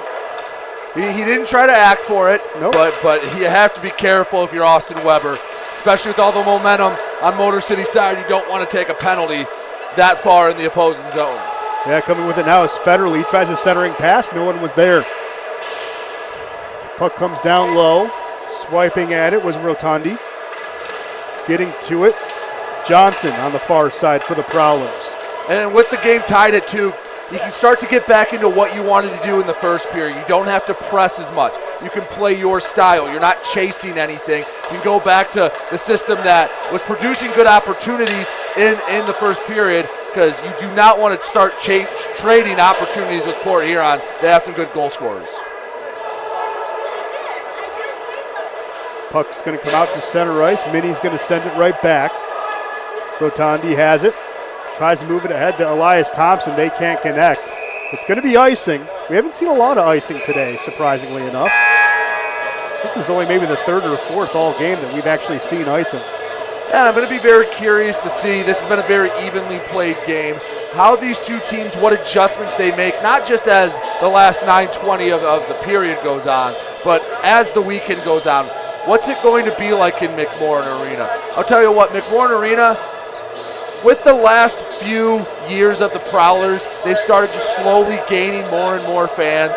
And it might not be the most packed place, but I'll tell you what, McMorran Arena is an old school barn. Yep. But have you ever had the pleasure of going up there? That is the one of the few barns I've actually seen in the state of Michigan. I'll tell you what, because you know the fans are right on top of you. Yep. The stands are elevated, and the noise has nowhere to go. They'll have 1,000, 1,200 people in there, and it'll sound louder than some places do with 3,000 or 4,000, because they're right on top of you. They're ravenous, and it's going to be a little different environment going on the road. I know it's only 40 minutes. I know Rockers fans will travel, but I'll tell you what, when Port Huron gets the momentum in their own barn, it's hard. It's a tough thing to shift it back, because it just feels like the roof's going to blow off that place. I was going to say, there's a lot of old barns that I like. I mean, granted, I've seen a lot of high school barns, but Wallace Ice Arena on the campus of Cranbrook, great place to watch a game. Very good old historic barn. But also the Yak in Wyandotte. Oh, there's a quick shot. Babin's going to make a save. I mean, the Yak, if you want an old barn, if you go all the way down to Wyandotte. Now, this place was built and honored after a mayor of Wyandotte back in the 70s. The Yak is amazing. They have MMA fights there. They have concerts there. They have hockey there. And you walk in, you're like, how is this possible? But it's one of those barns where you still have, stands out to the side, but it's all wood and it all just reverberates the sound all over the place. It's glorious. So the Rockers get the clear on down here. Trying to maybe add another one in front. Puck still bouncing around. Prowlers get control of it here. Trying to swipe at it. Now it goes to the half wall. Settling this one down was Heinzel. Now the Prowlers are going to get it out to center ice. Gaudette has the puck. Walks this one in. Fires a shot. Going to make a save is Rodrigue. Gaudette's going to get pinned along the boards. 8.5 minutes left here in a brand new hockey game. It's a 2-2 game. Jay has the puck looking for a pass. It's going to bounce off Gaudette. He's going to quickly get on the bench before there's too many men. Coming with it now the other way is Schumacher. There's a pass in front. Oh, good opportunity, but no one was there to bang it home. Again, the defense caught out of position, especially when 92 is on the ice. You have to know where 92 is at all times. Speaking of which, Alex Johnson, that was going to be clearly offsides. Maybe showing a little frustration, maybe a little desperation. I only say that because the puck was clearly past the blue line. You still had 3 Prowler forwards up, and he goes in anyways and fires a shot. Well, and then, of course, he then takes a hit, because why would you fire a shot on a goaltender? Right. Protecting the goaltender again. Well, Alex Johnson's one of those players in the league. He wears his heart on his sleeve. You never have to guess what Alex Johnson is thinking. Right there, you didn't have to guess either. Well, most defenders wear their hearts on their sleeve. Sometimes you can hear what he's thinking, too, in certain rings. Yes, you can. I've heard stories. Here's Johnson again with the puck on the near side. Devaney, who has both goals, tries to maybe get the third. Gets pinched off the puck. Now it's controlled by Reeder. Gives it up to the far side. Motor City gets it into the neutral zone. Motor City tries to pass. It's going to be bounced off a player's boot. and come all the way down. There's a quick shot by Devaney. It's just going to go wide. Picking this one on up, it's Minnie. Minnie has it. Now it's going to be a quick D-to-D back to Minnie. He'll walk this into the neutral zone, crossing the timeline, and gets it all the way in. There's a quick shot, line drive catch by Trevor Babin. Freezes the puck with 7:21 left here in the third period, 2-2 game. Prowlers had a 2-0 lead entering this period, getting a goal in the first period, a goal in the second period, and then 35 seconds. That's all it took, a power play. Brady, you mentioned the extracurricular, making it a 4-minute minor instead of a 2-minute, all the difference. And then again, a couple of seconds later, tying it up, and that is where we stand at 2-2. Puck's going to come out to the point for the Prowlers after they win the face-off. They'll just dump it on in, trying to still get control of the puck. Elias Thompson overskates it. There's going to be a shot. Babin makes the save and pushes it out to the far side. Kept in nicely. There's another shot. He punches it away to the near side. There's another one in front. Can't bang that one home is Dakota Ulmer. Port Huron right now, no shot's a bad shot for them. They're peppering Babin, trying to just get that one go-ahead goal and switch the momentum. They were controlling the puck pretty nicely the last couple minutes. Speaking of shots, all tied up at 7 apiece in this period.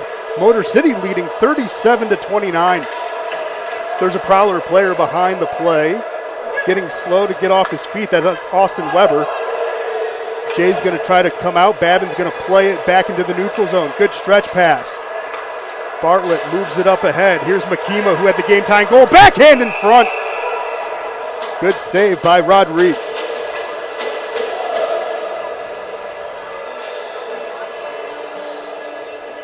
You notice here in the third period, getting into crunch time, both sides a little calmer after the whistle in the crease. Both sides don't want to be the reason why their team goes down a man. I was going to say, it's only a 40-minute ride, but can you imagine the bus ride back just being that guy that drew the penalty when you're not supposed to? I mean, a losing bus ride, no matter, whoa, there's a shot. Babin makes the save. That was off the stick of Evan Foley. But, I mean, we've all experienced a losing bus ride back at one point or another. They're always solemn, self-reflecting bus rides. But as you said, not a lot of extracurriculars. So you don't want to be that guy that everyone kind of looks at when you get on the bus as you walk past, 6 rows of guys of eyes staring at you. Well, I'm sure they already feel right now that they took a dumb penalty that to let Motor City get back into this game. You don't want to take another. No. Motor City trying to get control of the puck here. Puck still bouncing around. Here's Gaudette with it. Tried to clear it. It's going to go just along the wall. Jay's going to pick it up. Now Jay has it. Centering opportunity. Bartlett's going to pick it up for Motor City. It's just going to move it ahead. Motor City's going to get a couple of players on a swap. Coming with it now is Johnson. He's going to get brushed into the boards. Not a clean hit, but an effective hit nonetheless. Another centering opportunity. No one's there. Here's Alekin. Now Clouston with it. Clouston's going to race ahead into the offensive zone. There's a 3-on-2, now a 4-on-3. There's a shot. Tried to pick the top corner, couldn't do anything with it. Good play there on the far side by Reeder. Go ahead, Bruce. Nice job by Port Huron. Hey, you forced Klaus into a tough angle. He either had to hold on to it, try to pass it back out and reset, or take a shot from basically a negative angle. Port Huron's doing a good job on the defensive end ever since those last 2 goals. Yeah, no, you're definitely right. It was an opportunity where Clausen was just ridden down to the end line, almost to the point where he couldn't even pass it back because no one was there to trail the play. Motor City controls the face-off after the far side. It's going to be picked up here by Foley. Gives it up to the near side. That's intended for Devaney. Devaney gets it out into the neutral zone. Vartinanen couldn't do anything with it. Alekin had it for a moment, overskates the puck. Here's Colton with it. Tries to center it ahead. Just screening with it the other way is Bartlett. Puck's just going to come out to the near side. We're under 5 minutes to play. Who's going to get that golden goal? The Prowlers or the Rockers? Right now, momentum on the Rockers' side. The forecheck is strong. Good pressure there by Reeder. Another hit into the corner.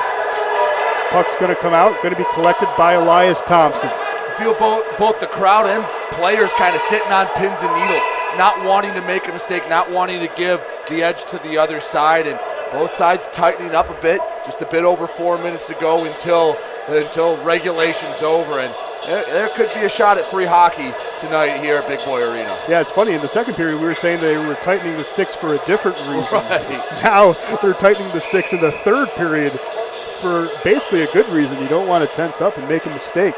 Another win for the Prowlers. There's a shot. Babin had no idea where it was. It floated over his head. That saves all positioning. That's all something with repetition. You don't know where you go. You put yourself in a good position, take up the most space, and that's why it's still 2-2. Good clear by the Rockers. Coming out to play this one's Rodrigue. He's going to get it back into the neutral zone. The Rockers have to tag up, and they do. Racing with it now is Thompson. That's Everett as he took a high stick looking for a call, and there's no call. Everett Thompson is saying, how is that not a call, as he's checking his mouth for a little red liquid. I think he's letting his displeasure be known. Hey, sometimes, you take a stick up high, you try to figure out, you try to sell it a little bit, hope maybe you can get a call, especially with 3:51 to go, but officials weren't buying it there. And it takes a lot for a whistle to be blown as the game gets closer to the end as it's tied.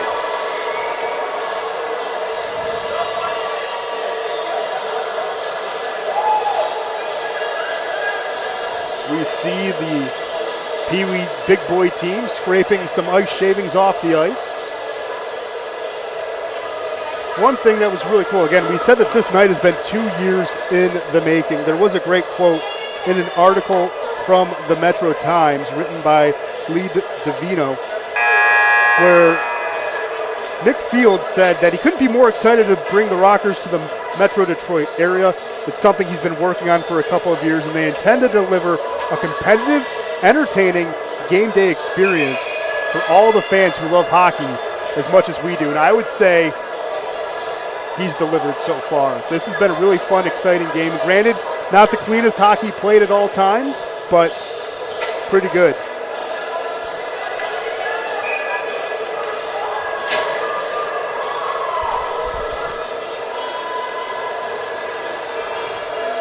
Face-off's going to be on the far side dot.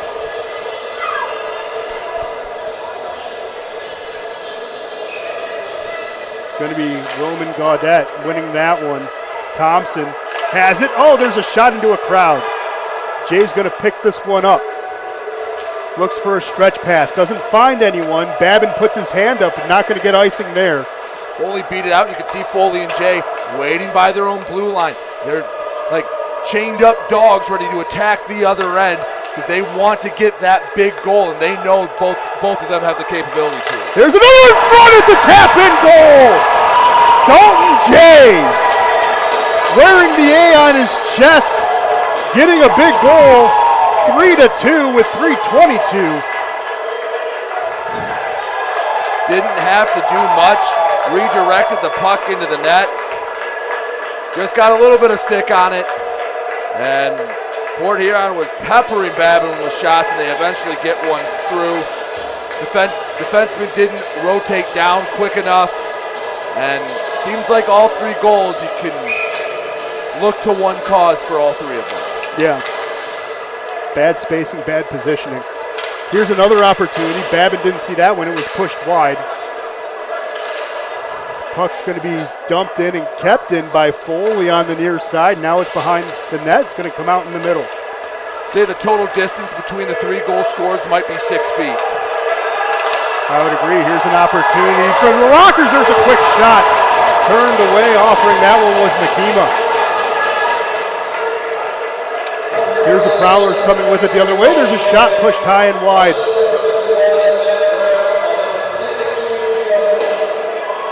They're going to give the assist to Gino Mini.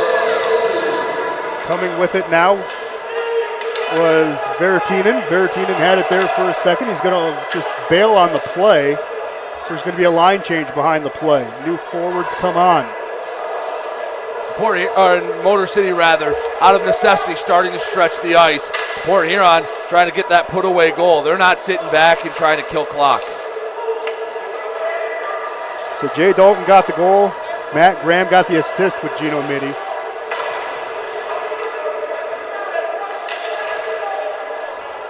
The Prowlers work this one up. Here's the Rockers trying to get a breakout going. On the stick of Sufferdini, gives it up to the far side. Elias Thompson had it, gets poke checked off of his stick. Minute 50 left in this contest. We have to watch and see if Babin's going to leave his crease for an extra man. Took the words out of my mouth. I'll keep a watch on Babin because with the puck deep in the Prowlers' end, you have to imagine it sooner rather than later. Puck just comes out to the near side. Now there's an errant pass that goes behind. Elias Thompson's going to hold on to it. Jay's going to keep it on in. Jay, the difference in goal scoring, I should say. The Rockers trying to get control of the puck here with a minute 20. They just need to get it out of the zone so they can get Babin off the ice. Time's melting away. Here's an opportunity. Gaudette keeps it in. Tries a crossing pass. And Babin still in his crease. Maybe he's not coming out. There's another way to get dumped in by Contrado. Picking this one up is going to be Johnson behind the net. We're officially under a minute to play. Might be waiting for a whistle. They've had possession of the puck. Babin's still staying put in his crease. That's the only thing I can think of. Foley tried to get control of the puck. Now it's pushed ahead. Babin's going to play it out of his crease. Right there. Now it's going to be moved up ahead. Bartlett behind the play. They're going to call him offsides. How far back is this face-off going? Oh.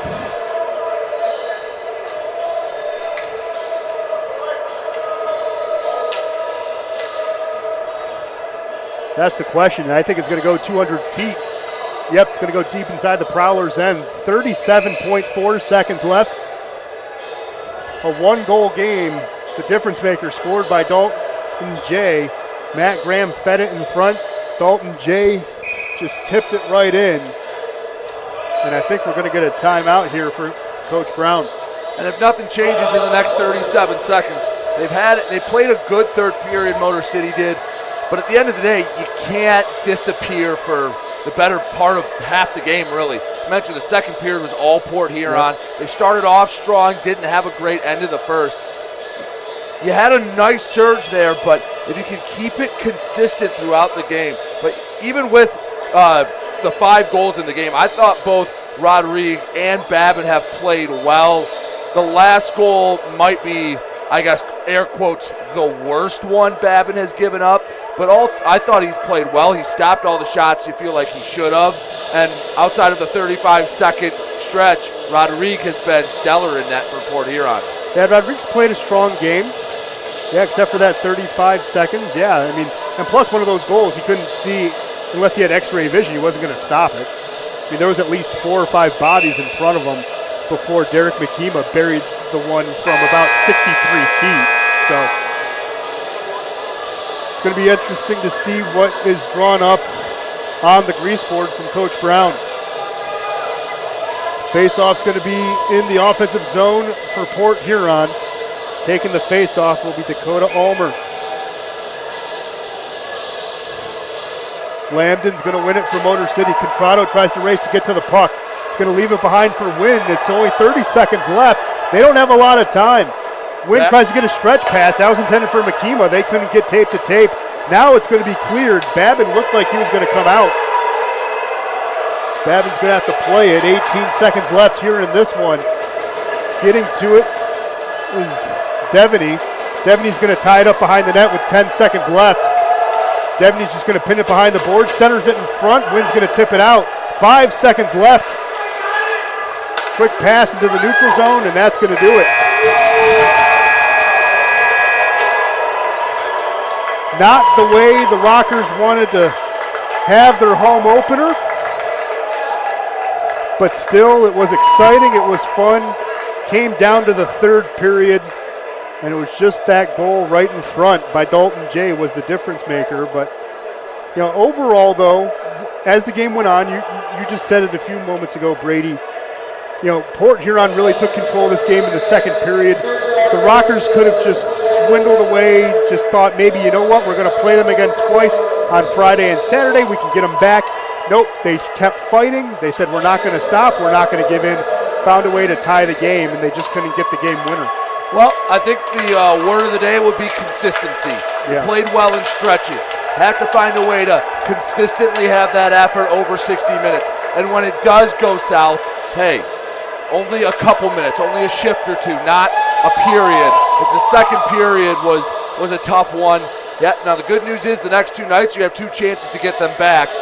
Look for Motor City to become a little more consistent with their play throughout the next two nights. So really quickly, I know you were working with the off-ice officials crew. Who were the 3 stars of the game? I believe for the 3 stars, they were able to give the third star went to Brad Ryder, first goal in history for the Motor City Rockers. The second star of the night was from Port Huron, Joe Davini, 2 goals, and the first star, Dalton J, game winner. He's the first star of the night. So Port Huron comes into Big Boy Arena, gets the opening night win, gets the first 2 stars, and well, it's going to be a happy bus ride for Port Huron, and it's a business trip for Motor City the next 2 nights up to Port Huron. Yeah, you're right, though, and I think you nailed it right on the head. Get consistency. We saw a very good first period from the Rockers. Again, with about 6 minutes left in the first period, the game started to slip away, and then all of a sudden in the third period, they got up off the mat. They fought. They started to swing, tried to go for the fences. Again, they tied the game in 35 seconds. It was a whole new ball game late, and they just couldn't get that game-winning goal. So, again, working on that consistency, I think we'll probably see more and more of that, as you mentioned also in the broadcast, Brady, that probably on Saturday night we're going to see a complete game either way from both these teams, especially from the Rockers, as they form that chemistry, that trust, because, again, we saw a couple of times players colliding into each other. We saw maybe a switch that didn't go the way it was supposed to. And also, you know, if you trust your teammate to maybe bail at the right time, the stretch passes aren't going to be there on Friday and Saturday for Port Huron either, because you know your teammate's going to bail at the right time and you're not playing chase. Yep, night one didn't go their way, but hey, there's 55 more games on the Rockers season. Have to take one the other night because you don't want to be in a 3-game series, lose the first 2. Again, business trip to Port Huron tomorrow night. Yeah, because again, after Port Huron, you're going to have to go and face Watertown, who beat the Columbus River Dragons 2-1 for the Commissioner's Cup last year. So again, it doesn't get any easier, but we know Coach Brown will find a way to right the ship and get the Rockers rolling the way they should. Thank you so much for tuning in for the very first broadcast of the year for the Motor City Rockers. I'm Ben Salagi for Brady Beaton. We'll be back on the next home game for the Rockers. That's going to be sometime now. It's going to be October 28th, but we hope that you either come to Big Boy Arena or you come here and watch the game on Rockers TV. Until then, have a great night. We'll catch you next time. Rock on.